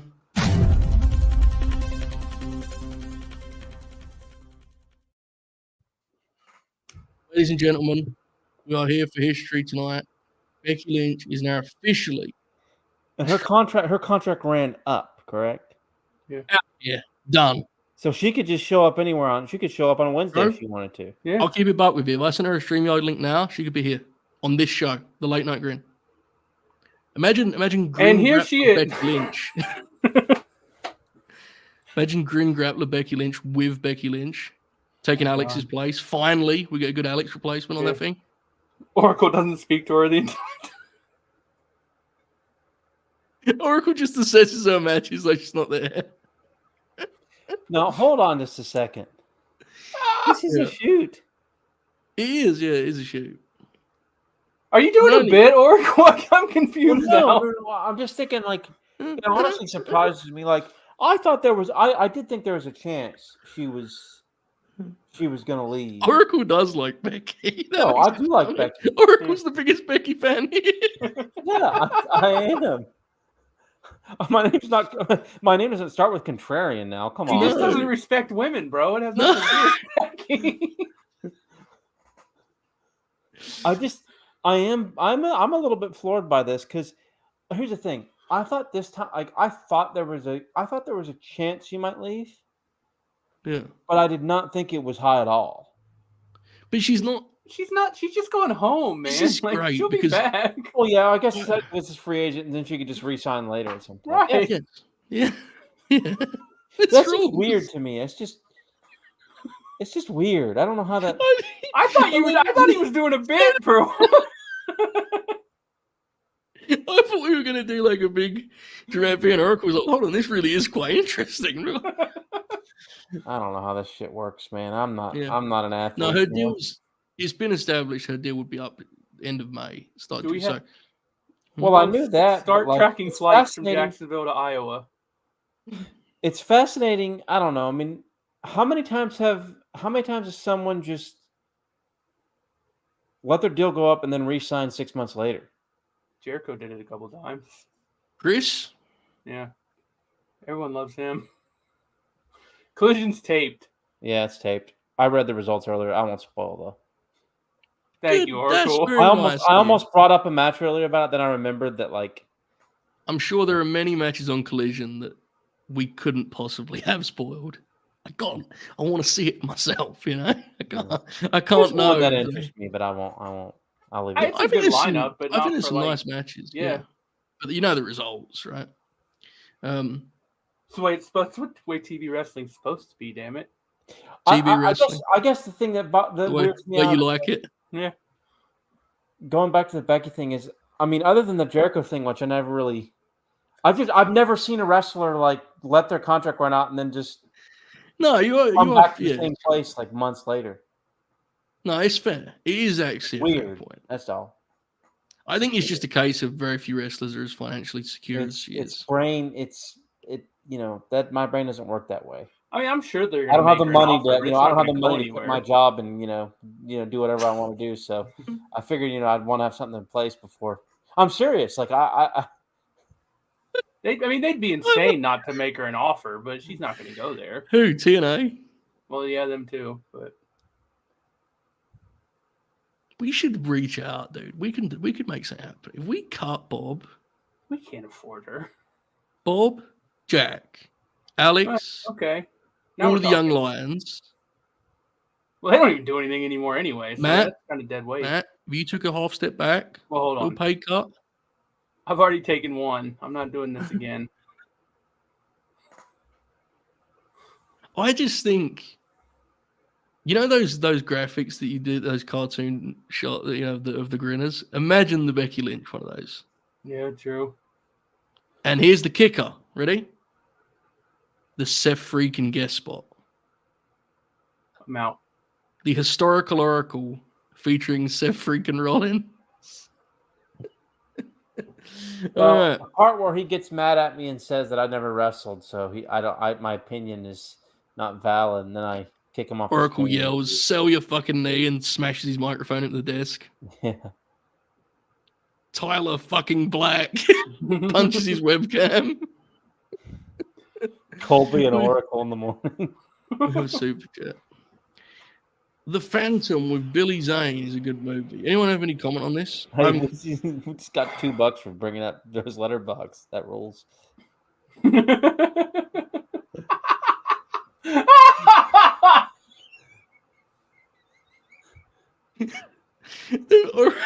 For anyone who's just keeping score at home, I would like to know that the Oracle of Wrestling, his immediate response to the Super Chat was, "I have achieved this." Thank you. I did it. In rare form tonight, brother. Just mere minutes after being baffled by Becky Lynch's free agency because you wouldn't do it. Yeah. I don't understand that. I don't understand it. I'll look. I'm going to give Oracle the benefit of the doubt. I get where if she's just going to come back anyway, why wouldn't you resign and get paid while you're gone? What are they going to tell Becky Lynch after she resigns? We have to come back immediately. No. She's going to, she could just resign and still be at home. Doesn't make any sense. He's got a point. He's kind of cooking. Yeah. Maybe she's going to TNA, bro. I mean, meanwhile, I'm killing the Super Chat and, Yeah, fuck it. People seem to like this. Yeah. We got like 8,000 people watching. 8,500. Yeah. What do you make of that business? Did you see the way they debuted Ethan Page on Tuesday? I saw the clip, yeah. When he went, AE. I didn't see that. Vic Joseph said, wasn't he an AE? And Booker T went, whoa. That seems kind of stupid. It was weird. It was like really jarring. It was very performative. Yeah, but it was also like it kind of highlighted where NXT they do like weird shit because like they would never do that on Raw or SmackDown. I feel, Yeah. but they did it on NXT, and it kind of stunned me, Oracle. What did you make of that Ethan Page presentation? I'm really happy for Ethan, to be clear. I just thought it was interesting. The part that made me chuckle is when Vic Joseph goes, he's from A. Yeah, He stopped himself like, oh, wink, Yeah. wink. That's what he's talking about. Devin, that's literally what we threw it to you to talk about. That's how we introed throwing it to you. Oh, was that really what it was? See, the thing is You quit listening to us, which fair. here's the thing. I was totally in my head. I have selective hearing. So, I didn't know. I was like, whatever. Oracle's he's left Matt and I to run 2-man game on Ethan Page. On a fucking show I don't even watch. Odd, yeah. It's a little odd. He said it's a little odd. I don't fucking pay attention, bro. What the hell? Yeah. All right, fair enough. Anyway. The Oracle of not listening. It's probably true. I think Ethan's going to do good. I do. And NXT, He should if do you're well in NXT, yeah. if you're a free agent, it's actually it's a nice spot because they called up so many fucking people, Like one of their main acts is fucking Gallus, dude. They're desperate for guys that can do TV right now. So it's a step forward for Ethan. I don't know what he's like. Over and over again, it'll be fine. I don't know what his long term is, But and I also don't know, like, this is a good point, the money, but they are always open to doing weird shit with that. There are always exceptions. It depends on a guy's leverage. Like, I don't think Ethan Page is making like a ton of money. But based on the way they debuted him, I think he may be getting more than like what, He's not signed, bro. All right, yeah, true. I can't handle another. Gallus is. I can't handle that shit. Yeah, they're bad, aren't they? They're so bad, dude. Don't know who that is. Isn't one of them a pervert? Not a mere pervert, either a pervert. I mean, he's a wrestler, so probably. British too. When does Danhausen debut? Not soon enough. That'd be a great day Danhausen when he's would on be NXT. Danhausen would be a tremendous upgrade as the NXT general manager. He'd get over in NXT too, which would be very funny. I mean, with all due respect to Ava, like, When she introduced Calm Sexy down, Red Oracle. twice in the same she's not a natural, unfortunately. No. Here's what it is. NXT is like, I was talking to a couple of experts, talking to guys who really study the ratings, Bob? And there's a kind of growing theory that it appears as though the OC have done it again and really heated that place up. That makes sense. Because I saw Thurston was talking about how like people kind of miss, people were quick to like, oh, Sexy Red, like, okay, cool, but like Gallows and Anderson had a 7-minute match on that show, Yeah. And I don't study the court rows, Matt, you know that. Bob does.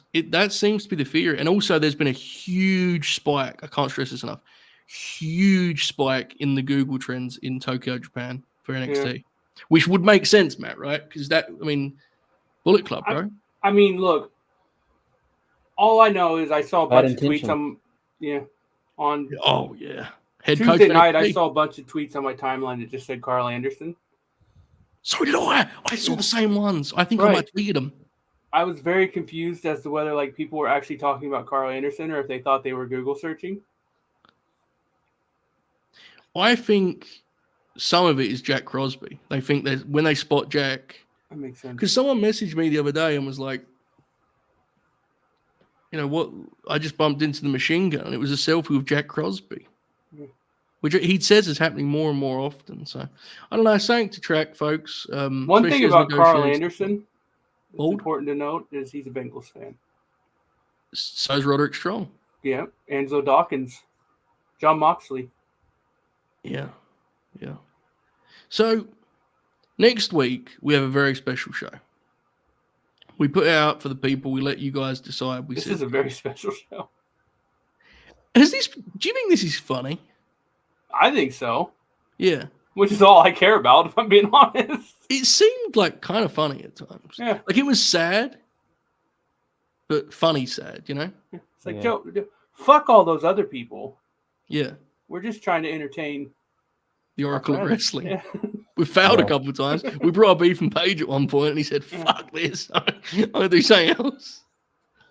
So, what was we talking about? Bracket, yeah. Ourselves. So next week we gave you guys a choice between the January 4th, 1999 Raw as a grin along, or the Oracle of Wrestling's very own bracket of his favorite wrestlers. Now, Bob has informed us of the science behind his bracket, which I'd forgotten, where he split up into the 4 divisions, right? Divisions or regions? Yeah, regions. Do you imagine? I said I thought the bracket was tonight. Imagine the confusion. Yeah. Looking at the clock. So, Oracle, I assume you haven't prepared for this yet, so you don't have to give anything away. But what's the thought process going? I mean, this is a big project, and next week we're going to pick, among these grapplers.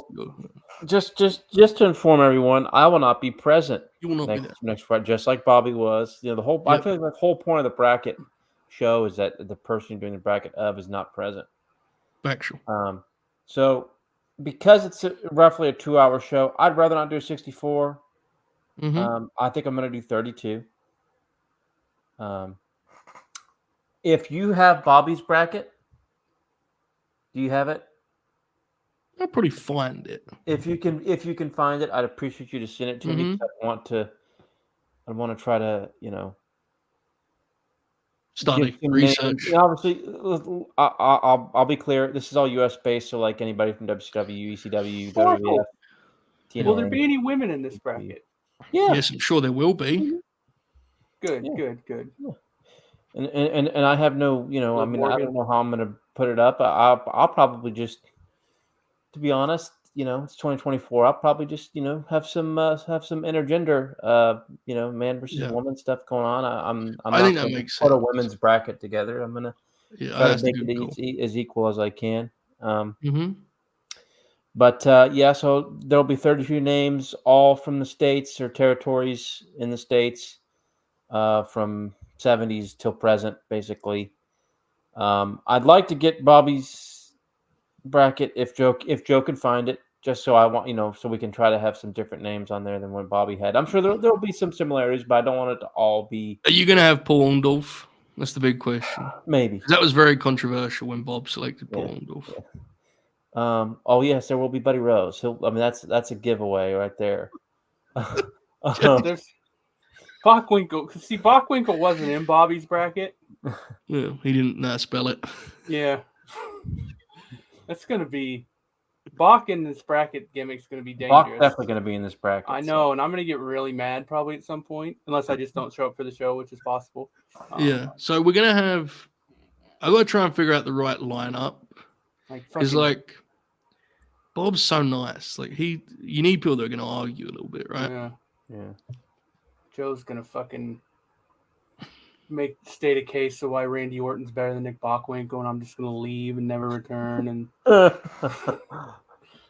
what was the Randy Orton debate we did for the last one? Bob Badness one.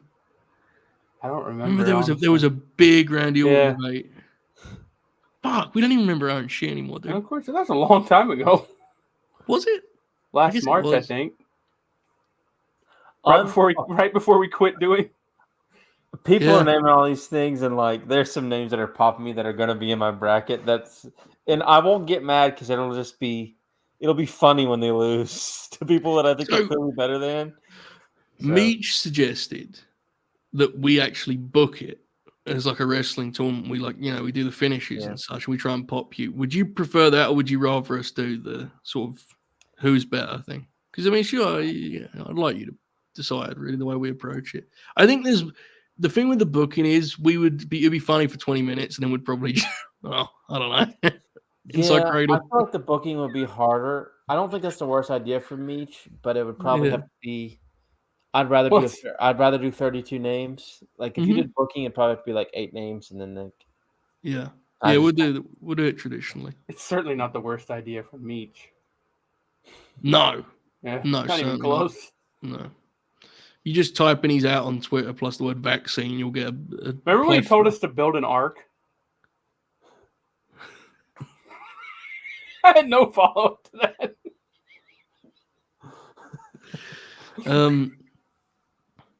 This is I want to make this clear, dude. I would pick Seth Rollins over Bronson Reed like that, dude. Easily. Every day of the week, fun. Twice on Sunday. What the bracket versus the Oracle hates? Yeah. Me strong arming the dinosaur into the Final Four. We're a positive program, though. You know that, right? True. Oh, sure. Other than when we talk about the temperatures of wrestling promotions, we're positive. Or when we kick off birthday boys. I'm gonna be honest with you. I think we're wholesome sometimes. Yeah. Sometimes. Unproblematic face. That was a good bit before we killed the show. All right. Saraya wouldn't be on your hate bracket, right, Oracle? No. Saraya, when Saraya was doing those like Jeff Jarrett TNA matches, it kind of popped me, when they would do the run-ins. Mm-hmm. She's wrestling Mariah May next week, Oracle. Star rating prediction. How about Mariah May's gear on or get up at Double or Nothing? Mariah May fucking rules, man. Good worker in the ring. Let's be clear. She's a good worker. She's fucking awesome. Yeah. She's fucking awesome. She should win the belt at Wembley. Natalia is. Please shut the fuck up. Hey, Oracle, I have some more breaking news for you. What's that? Oh no. Thursday, July 4th at a special 7 p.m. Eastern time start time, live on IWTV. Beyond Wrestling is presenting Americana 24, Where Eagles Dare, featuring the return of Drew Gulak. Oh. What was the...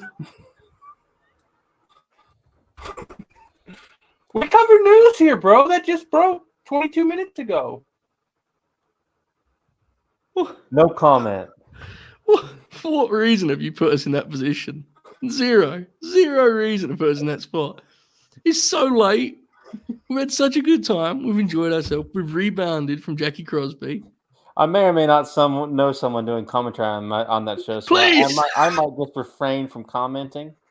Please, everyone. This is. I don't know if they're doing commentary or not, but I'm sure they're heavily involved in it. So I'm just gonna. Yo, we just decided it was wholesome. I have more breaking news. Okay. Ibu of Wrestle Purists has upgraded duck sauce from ass to kind of all right.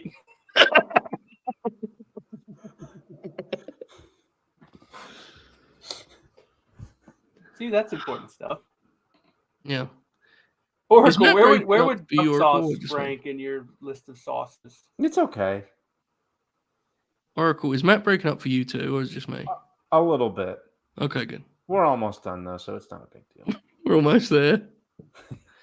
This is like, when it's like, you have a few squash matches and then suddenly you got to go the distance with the champ. That's what it feels like for us here, You both duck sauce. All right. Yeah, I've got the little network thing on my screen now. I want you to think about. Hold on a second though. Natalia versus Mariah May. I'd probably be get sick. a good match out of her. Yeah. It'd probably be sick.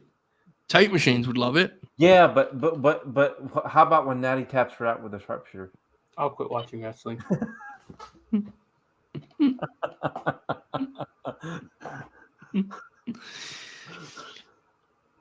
It'll be Mariah's a foundational piece of the women's division. I agree. The women's division's got a lot of good wrestlers, dude. It does, yeah. I actually think. Oh fuck! Natalia versus Serena Deeb. Holy shit! Confirm shoot. We just rams over the TV. Excitement. The drama, the electricity, the mana. My goodness. Do you remember when Serena was doing that gimmick of like what was it, the 5-minute challenge or something? Yeah. Shoot was getting so mad. It was on Rampage every week, wasn't it? Because this is back in the olden days. It's better than when she was cutting promos. Oh, come on. Have some decorum. She had a good match at the Pipe. She did. Yeah, that match was very good. They started out rough, but like I mean, it wasn't even They like got bad. you It on was track. boring. Yeah. But then they like started fucking killing it, and like It was a good I match. was like, Yeah. yeah, that shit's good. Yeah, it was a good match. Tony's starting to figure out her gimmick in ring. I'm into it. Yeah, Yeah. I'm actually into it. The character Crowds work, fucking love it, dude. Oh yeah. she's good at the character work, but that's just not for me. It's a lot. Yeah, I get it. I don't even It's a hate it lot. necessarily. It's just like it's undercard comedy stuff to me. Like My thing is, even if it's not to my taste, it pops me how much she commits. oh, she's you very know? committed. As like Yeah. I respect the kayfabe nature of it. I legitimately do. Mhm. I'm very impressed by that. Like, how do you not break? You know, she doesn't break. That's impressive. That's like the most Absolutely. impressive part to me. She does not break. That fucking thing she read in the scrum was incredible. Oh, well, she was fucking Wendy Richter or whatever. Yeah. She was doing what? He ain't lying. When was that? After the pay-per-view. Yeah. Find the clip, man. Fucking Tony Khan sitting there with the awkward look on his face the whole time. Beast. Well, that'll narrow it down. I'll look for that moment in the video. You see Tony Khan said sicko tonight? Yes. Well, have you seen that everyone's decided this is my fault? Have you seen this? Oh, the sick. It's not my fault. Innocent. First of all, these people don't even know what sicko matches are. They're not on message boards. They don't know what they're talking about. It cannot be a TV match, really, unless it's something that's like really quirky. Like, if the Workhorsemen are in it, you can kind of do it. You can kind of rock with it, right? But like, for example, Will Ospreay. I know you're watching the program, but seriously, Will Ospreay versus Kyle O'Reilly is absolutely not for the sickos. It's like, Am I still here? yeah, Okay. yeah. Sorry. Will You're right, Ospreay though. Yeah.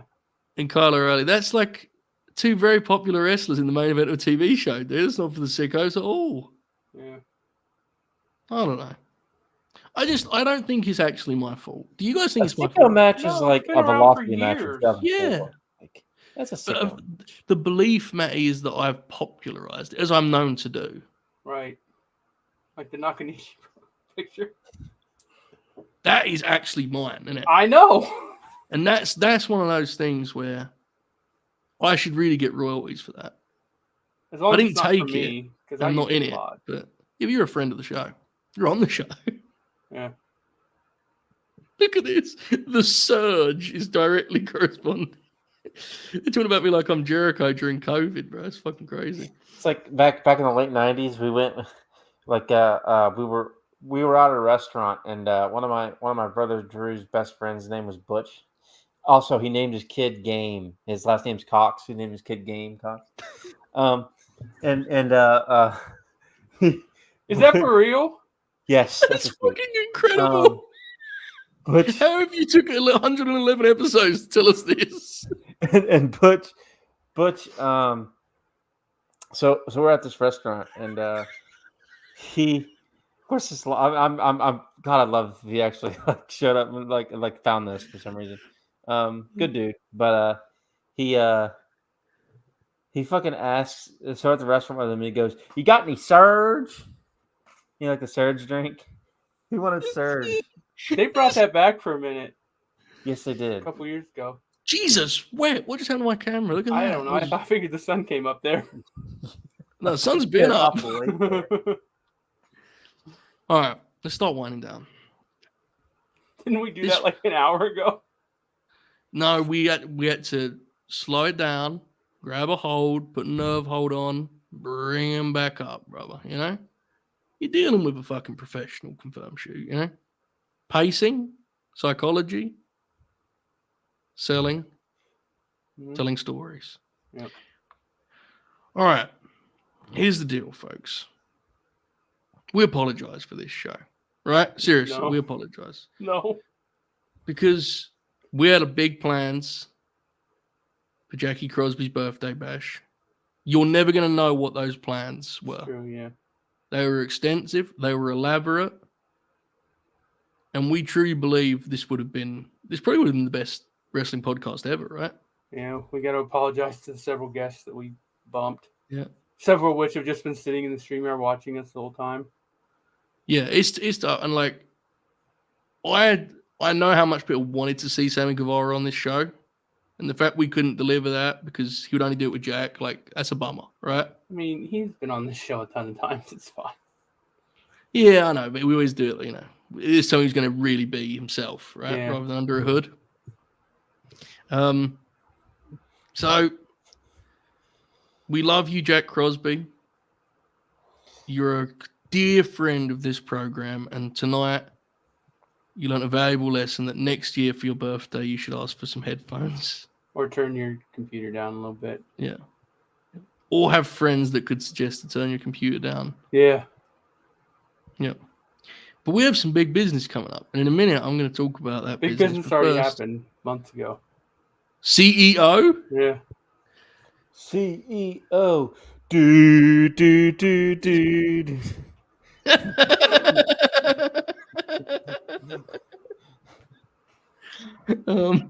Matt, do you have any final closing words? No.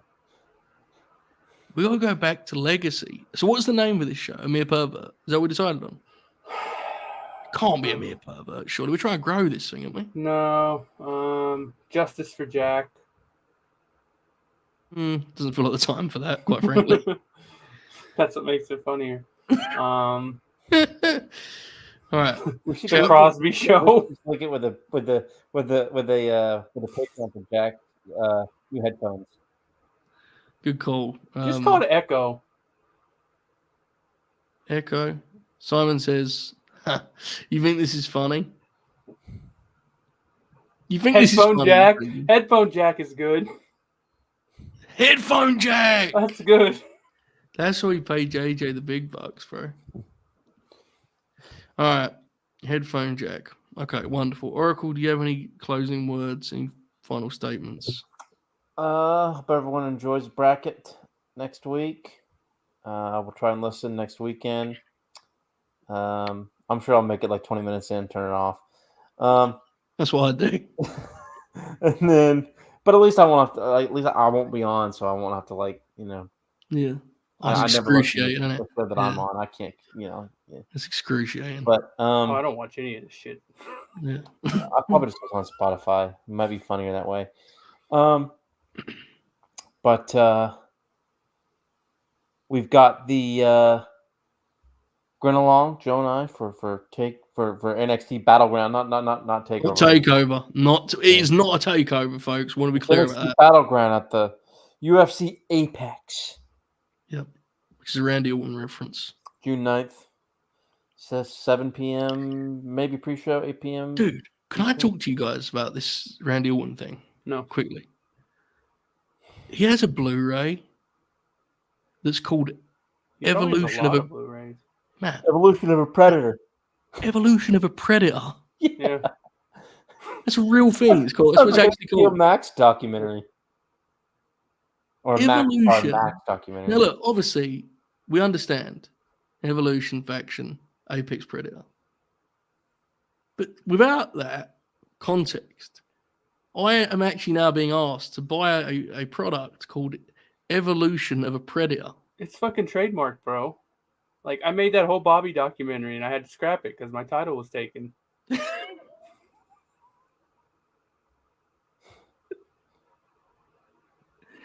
All right. Anyway, I'm going to buy that Blu-ray soon. I think I had that one. He probably, I think it has some Christian business on it. Actually, no, I think the other one has the Christian match. RKO out of nowhere. No, I think it does have the Christian match. Maybe, I don't know.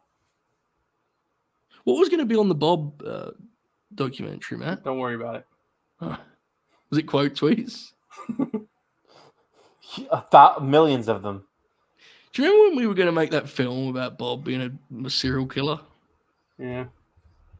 Remember when we... I say we, I don't even remember who all was involved in this, but remember when we heavily implied on Twitter that Bob was behind 9/11? All right, so anyway, I I'm innocent on that. Do not September bring me into 11th that. is on a Wednesday this year. Do not Dynamite. bring me into that. Okay, so here's the deal, folks. It's a big week here at the Late Night Grin. This Wednesday, the very first and only, we're being real, WWE Speed Grin Along. I'm going to be live 10. Whenever WWE Speed happens, I'll be live 10 minutes early. When does it happen? To talk. I don't know. Noon, I don't know if it's noon live Eastern. either. I don't know if they just post the video. They just I think post the they video. put Is the it video live? at noon Eastern. So I'd jump on 11:45, 11:50.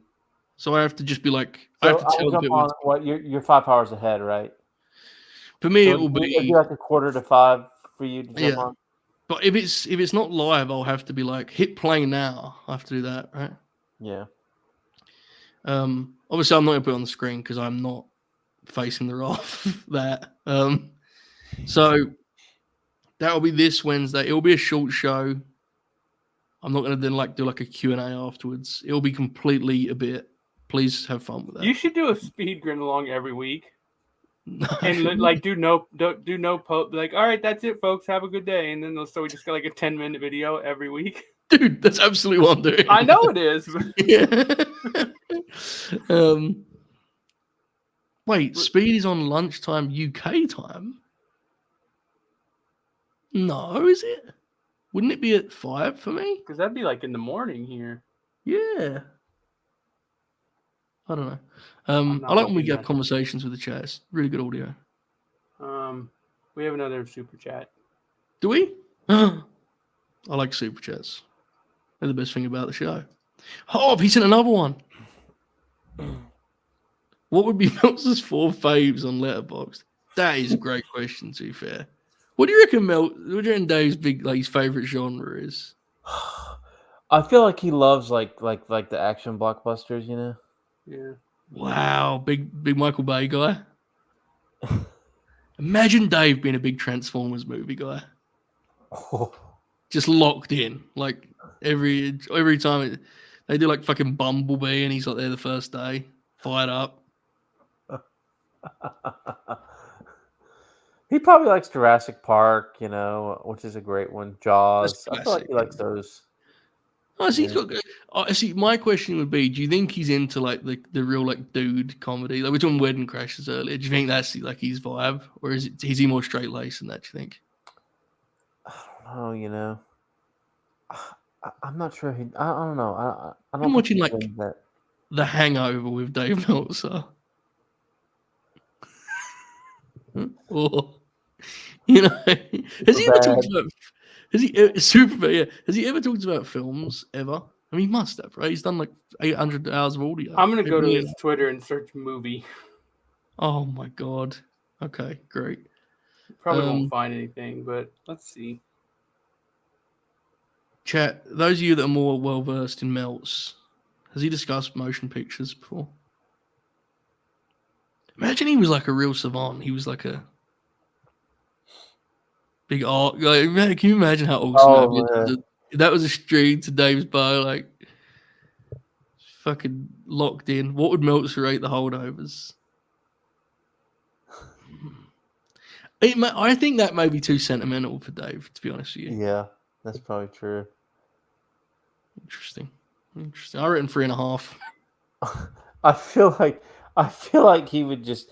I feel like he would really like the big block. You know, he probably likes Mission Impossible. You know. Yeah, big Mission Impossible guy. Yeah. I can never. My brother loves Mission Impossible, and whenever like he gets me a watch, I'm like, yeah, it's cool, but it never. I liked it quite a bit. I thought they're good films. I don't know if you've gotten to the last couple ones. I saw you. I'm at the. I think I'm like 2 or 3 behind. I'm trying to catch up, but I think they're good films. Yeah. Very well done action, but I never get the level of punch that other people get. You know, like I never get that true thrill. It kind of bums me out. I feel bad. Have you guys heard of All the Marbles? All the Marbles. Should watch All the Marbles. The in-ring in that movie was at a far higher level than U.S. actual pro wrestling in-ring of the time period. And then someone replied, Dave, no one watches or cares about Japanese films. And Dave quoted with, All the Marbles was an American movie that starred Peter Falk. It sounds like we may need to watch all the Marvel. Somebody said he likes roller. He said he likes roller. I am so into the idea of Dave only watching movies about wrestling. The Wrestler. I'm sure he loves that one from the 70s. Yeah, I think so. Did he review the Iron Claw? I'm sure he talks about it. I remember when he like kind of dunked on it early and was like, "It's not an Oscar movie," and everyone got mad, and then he did, and then it wasn't an Oscar movie. Yeah. It didn't get any noms. It did get great reviews though, to be fair. All right, I guess we should. Anyway, we appreciate the super chat, Huff. Thank you. I know you're an hour behind, but we hope we entertained you. There, we didn't answer your question. He hated the Iron Claw. What a beast! God bless him. All right. As I was saying, Speed Grin Along, Oracle mentioned it, next Sunday, NXT Battleground Grin Along. And of course, Friday. I don't know when Rampage is on, but if it's on a different time, we'll keep you updated. It'll either be 10:30 or 11:05. We're going to do Oracle's bracket, which is going to be called, we're calling that an Oracle Odyssey, which is the best we had, folks. It's an extensive brainstorm. That's what I came up with. Please. Just give us a chance on that one, you know? Yes? Dave Meltzer claims that he saw Slapshot about 20 times. If you were a pro wrestling fan, this was like the greatest movie ever. It was a hockey movie filled with 70s pro wrestling elements. What a fucking beast. I feel like Shout out to Dave Meltzer.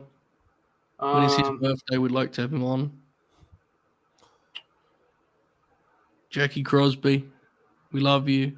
He told someone to watch the movie Almost Famous. There you go.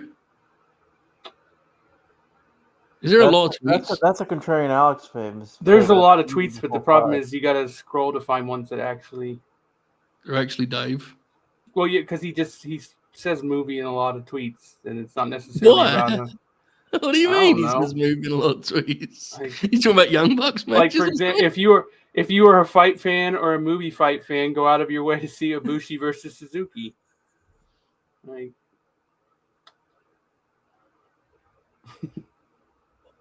what? What the? What are you talking about? That's what he said. This is from October 11th. From October 11th, 2020. All right, read it again. If you are a fight fan or a movie fight fan, go out of your way to see Ibushi versus Suzuki. It is the greatest one-take, no stopping or starting live movie fight scene of all time. It's a wrestling match. What does he mean at once?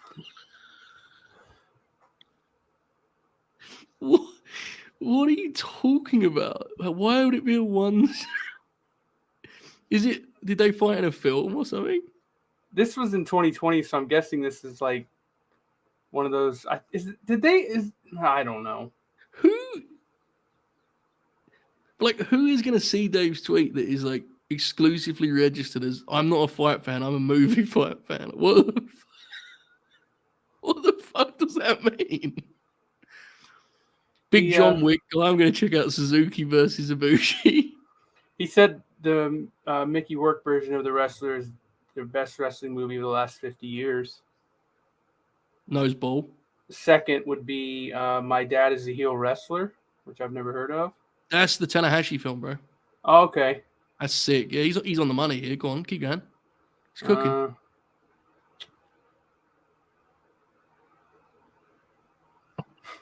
Thought I had a movie tweet, and it's not.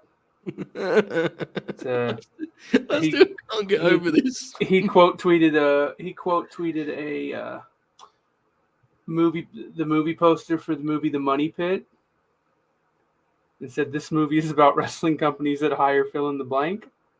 That rules. That's a good tweet. Go, Dave. Dave is just Bill Simmons when it comes to film. Oh, come on now. Somebody tagged him in a tweet in June of 2020 saying that if Dave likes a match, it makes him not want to watch it. And Dave quote tweeted it with, "If Roger Ebert says this is the best movie I've ever seen, and then I go, I will never watch this movie, that's the level of weirdness." So he compared himself to Roger Ebert. God, What a he's fucking beast. Um, Just immediately responded to a dunk by saying, actually, I'm Roger Ebert. Come at me. What are you going to do?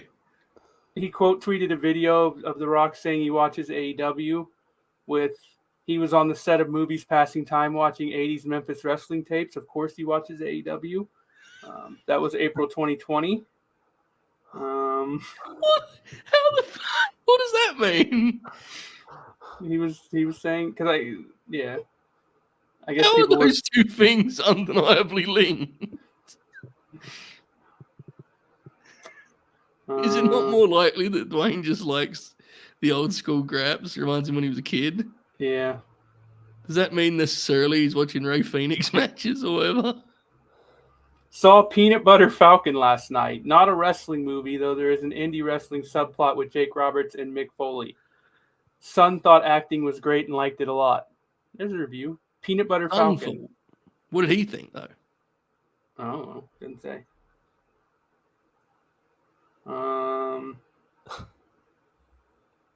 This is fascinating. You haven't even talked about that. Andrew brings up the classic. Remember the Roman movie theater thing? Remember that? No one popped for Roman Reigns. Oh, yeah. That was a classic. That was like a year's worth of conversation. I've never seen any. Somebody replied to Dave. Oh, I've gotten to the Roman tweet. I was just at a movie theater, and when Reigns was on the screen, no reaction. Who said that, Dave? Is that Dave? That's Dave's tweet. Like Sorry, sorry. That's incredible. Like Read that again, sorry, because I've always replied. I was just at a movie theater, and when Reigns was on the screen, no reaction. Yes, because any wrestler after 2005 is going to get a reaction at the end of the movie. Somebody replied with, "I've never seen any cinema audience noticeably react to any on-screen star." And Dave quote tweeted with, "I've never once been to a movie with DJ where they don't." And I've been to almost every one of his movies. Okay, stop. What Stop. theater is he going to in the Bay Area? Okay, stop. All right, firstly, DJ. Yes.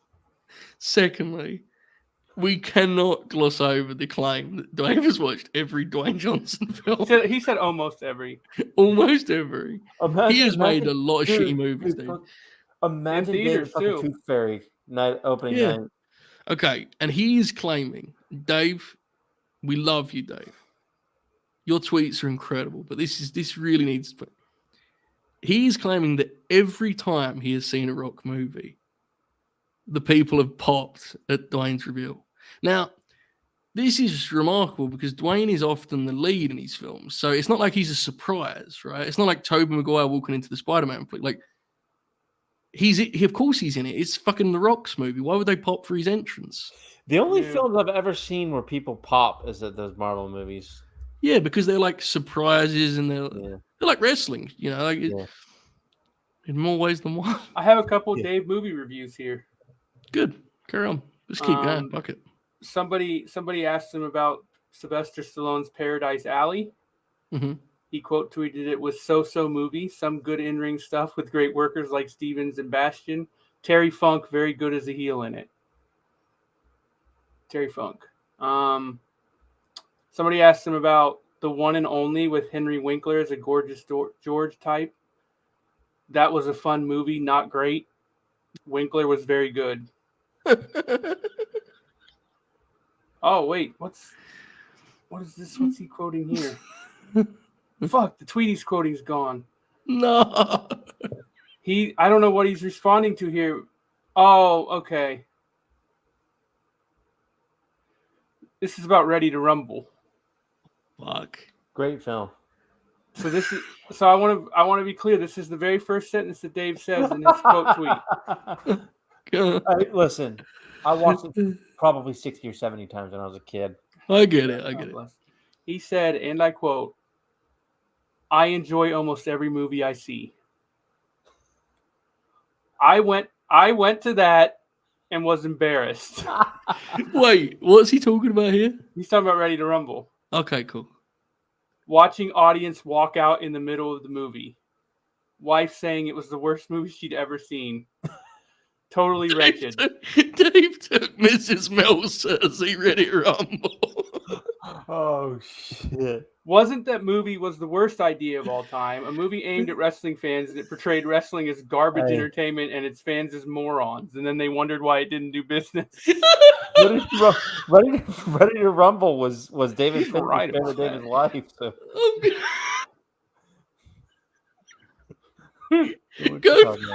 Forget the Ready to Rumble part. The first part of the tweet. What did he say? I enjoy almost every movie I see. What the fuck? Hey, listen, I was at Independence Day 2, whatever the fuck that was in 2016. I've never seen a worse film. This is a tweet that Dave's quoting. It's interesting that you take Dave's opinion of matches in high regard. How many matches has he been in? How much training has he had? Dave quote tweet.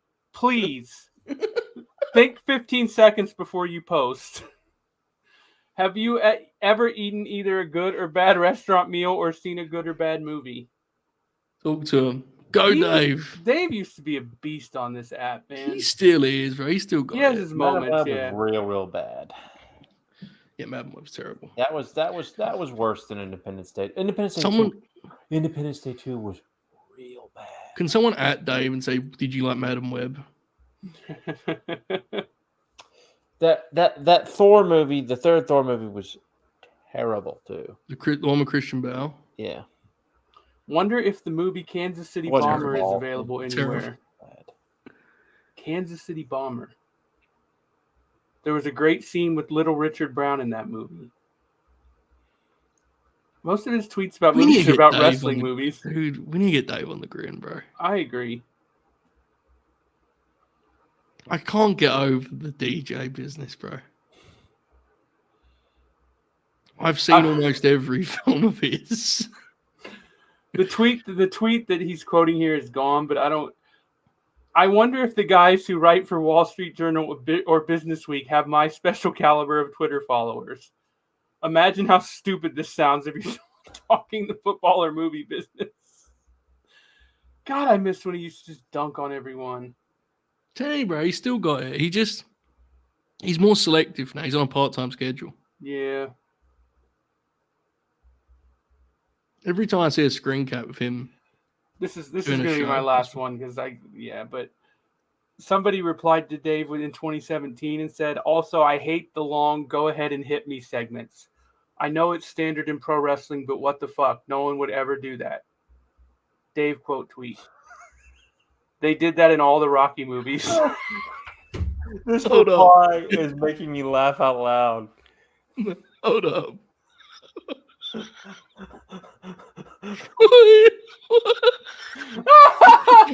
Okay, chat. He said, there's a great Dave tweet where he talks about riding a bike. Oh my God. Can you imagine somebody got mad at Dave for giving some fucking match like $2.25? They fucking put a hit on him, fucking pushed off his bike. He's fucking driving across Golden Gate Bridge or some shit. Some fucking maniac. Fucking maniac loser who doesn't wear deodorant comes up and like fucking shoves him off his fucking. Oh, someone pushed him over while riding. He was not asked anything relevant to this. Just let us know. Can you find that, Matt?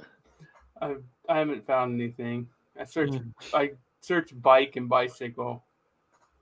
I did find a couple funny tweets, but the juggler tweets are always good, aren't they? His brother's a juggler. Imagine the weirdos who took a story about me riding my bicycle as a kid to see pro wrestling as something negative. Did that for many events, including boxing, roller derby, and basketball. Arena was only 11 miles away, which is not a far bike ride. Losers gotta lose, I guess. Fucking Red Bass Fiend hired somebody to push. Fucking Red Bass Fiend hired somebody to push Dave over off his fucking bike. What did people do negative about it? Do you think? I don't see it's not. People dunk on him riding a bike. Yeah.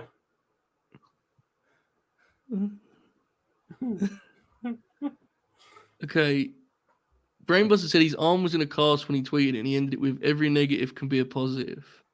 Oh, I did see him tweeting about Losers gotta lose. It's fucking incredible. Yeah, that's bro. incredible. That should be the headline of it. It's saying that though. Headphone Jack is really good, bro. That's really good. Remind me not to cancel my bike rides for a GFL stream. 7 minutes down.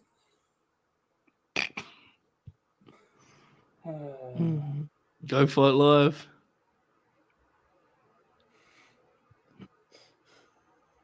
Wow. Brainbuster said, talking about a different tweet, so this has happened to him twice now.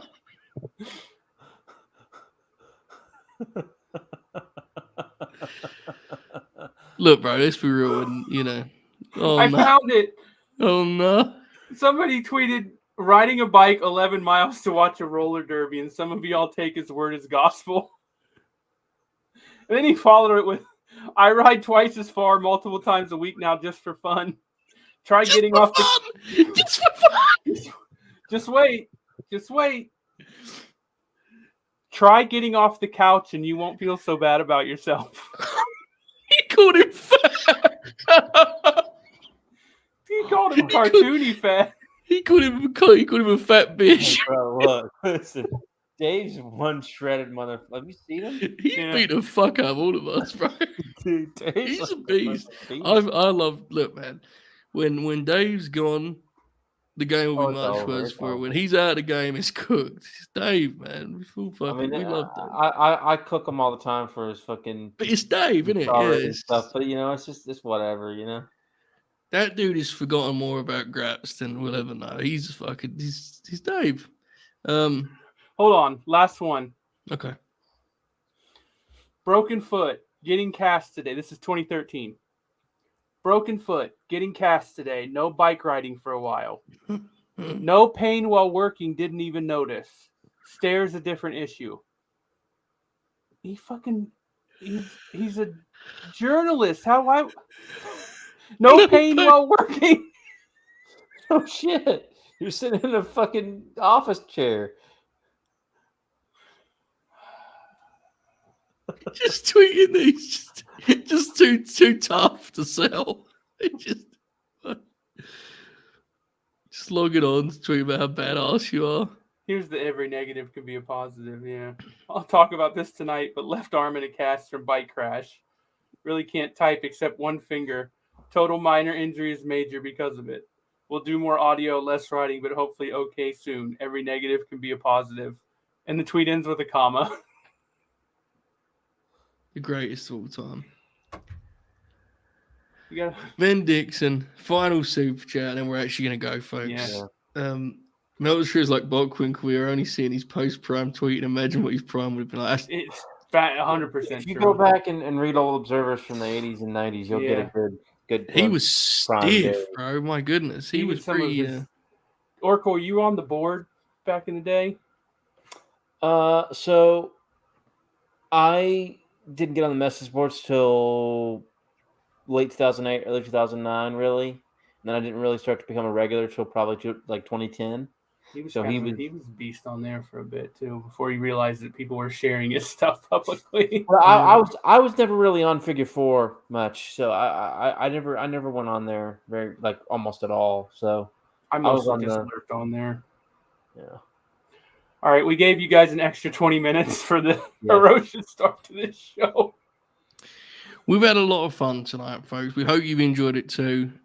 As we've said, these blank slate shows, we're going to try and limit them because, you know, look at where we've ended up here. But occasionally, right, as a special attraction, it could be fun. We're going to call this Headphone Jack, I think. Yeah.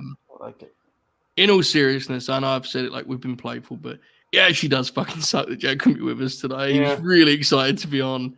And it's obviously, we wish the best to Well, the you know what Crosby they say. family. You know what they say, Joe. What's that, mate? Losers got to lose. Well, I was actually just about to wish Mrs. Crosby well in her battle with COVID, and you Oh, just well, cut yes, me off that's- to do a yeah. Dave Meltzer. But, yes, losers got to lose. You're right. So this has been a good time. Remember all those shows I plugged earlier? They're still happening. I promise. Nothing's changed. We just did 20 minutes reading Dave tweets. I think it was worth it, actually. More than worth it. It was. It should be a weekly segment, Dave tweets. He's got the content for it. He does, yeah. So yeah, next week the bracket and all the other stuff I mentioned. Please do us a favor if you can like the video, subscribe, and also comment below what you think Dave Meltzer's favorite movie is. Yeah. Last week I failed in my job. Man. Dude, last week I failed in my job of converting viewers to comments. It's like a thing I proposed. On WrestlePrevious, we hit like 30 comments last night. Yeah. I was on the money. So if you can help us out, it's much appreciated. We're going to switch back to the Legacy Fund now because this was basically a three-man show. Jack Crosby, a big happy birthday. It's over now, actually. Forget that. It's over, Jack. There's always next year, to quote CM Punk. And with that, have a great night. Have a great weekend, for that matter. All right. Shout out to Gallows and Anderson. Yeah. Dave Meltzer. Mrs. Crosby, Mrs. Meltzer, right, for watching Ready to Rumble. That was some bullshit, for real. Yeah. Keep grinning. All hail. Enjoy this outro and leave those comments, folks. We love you. Have a good night. Bye.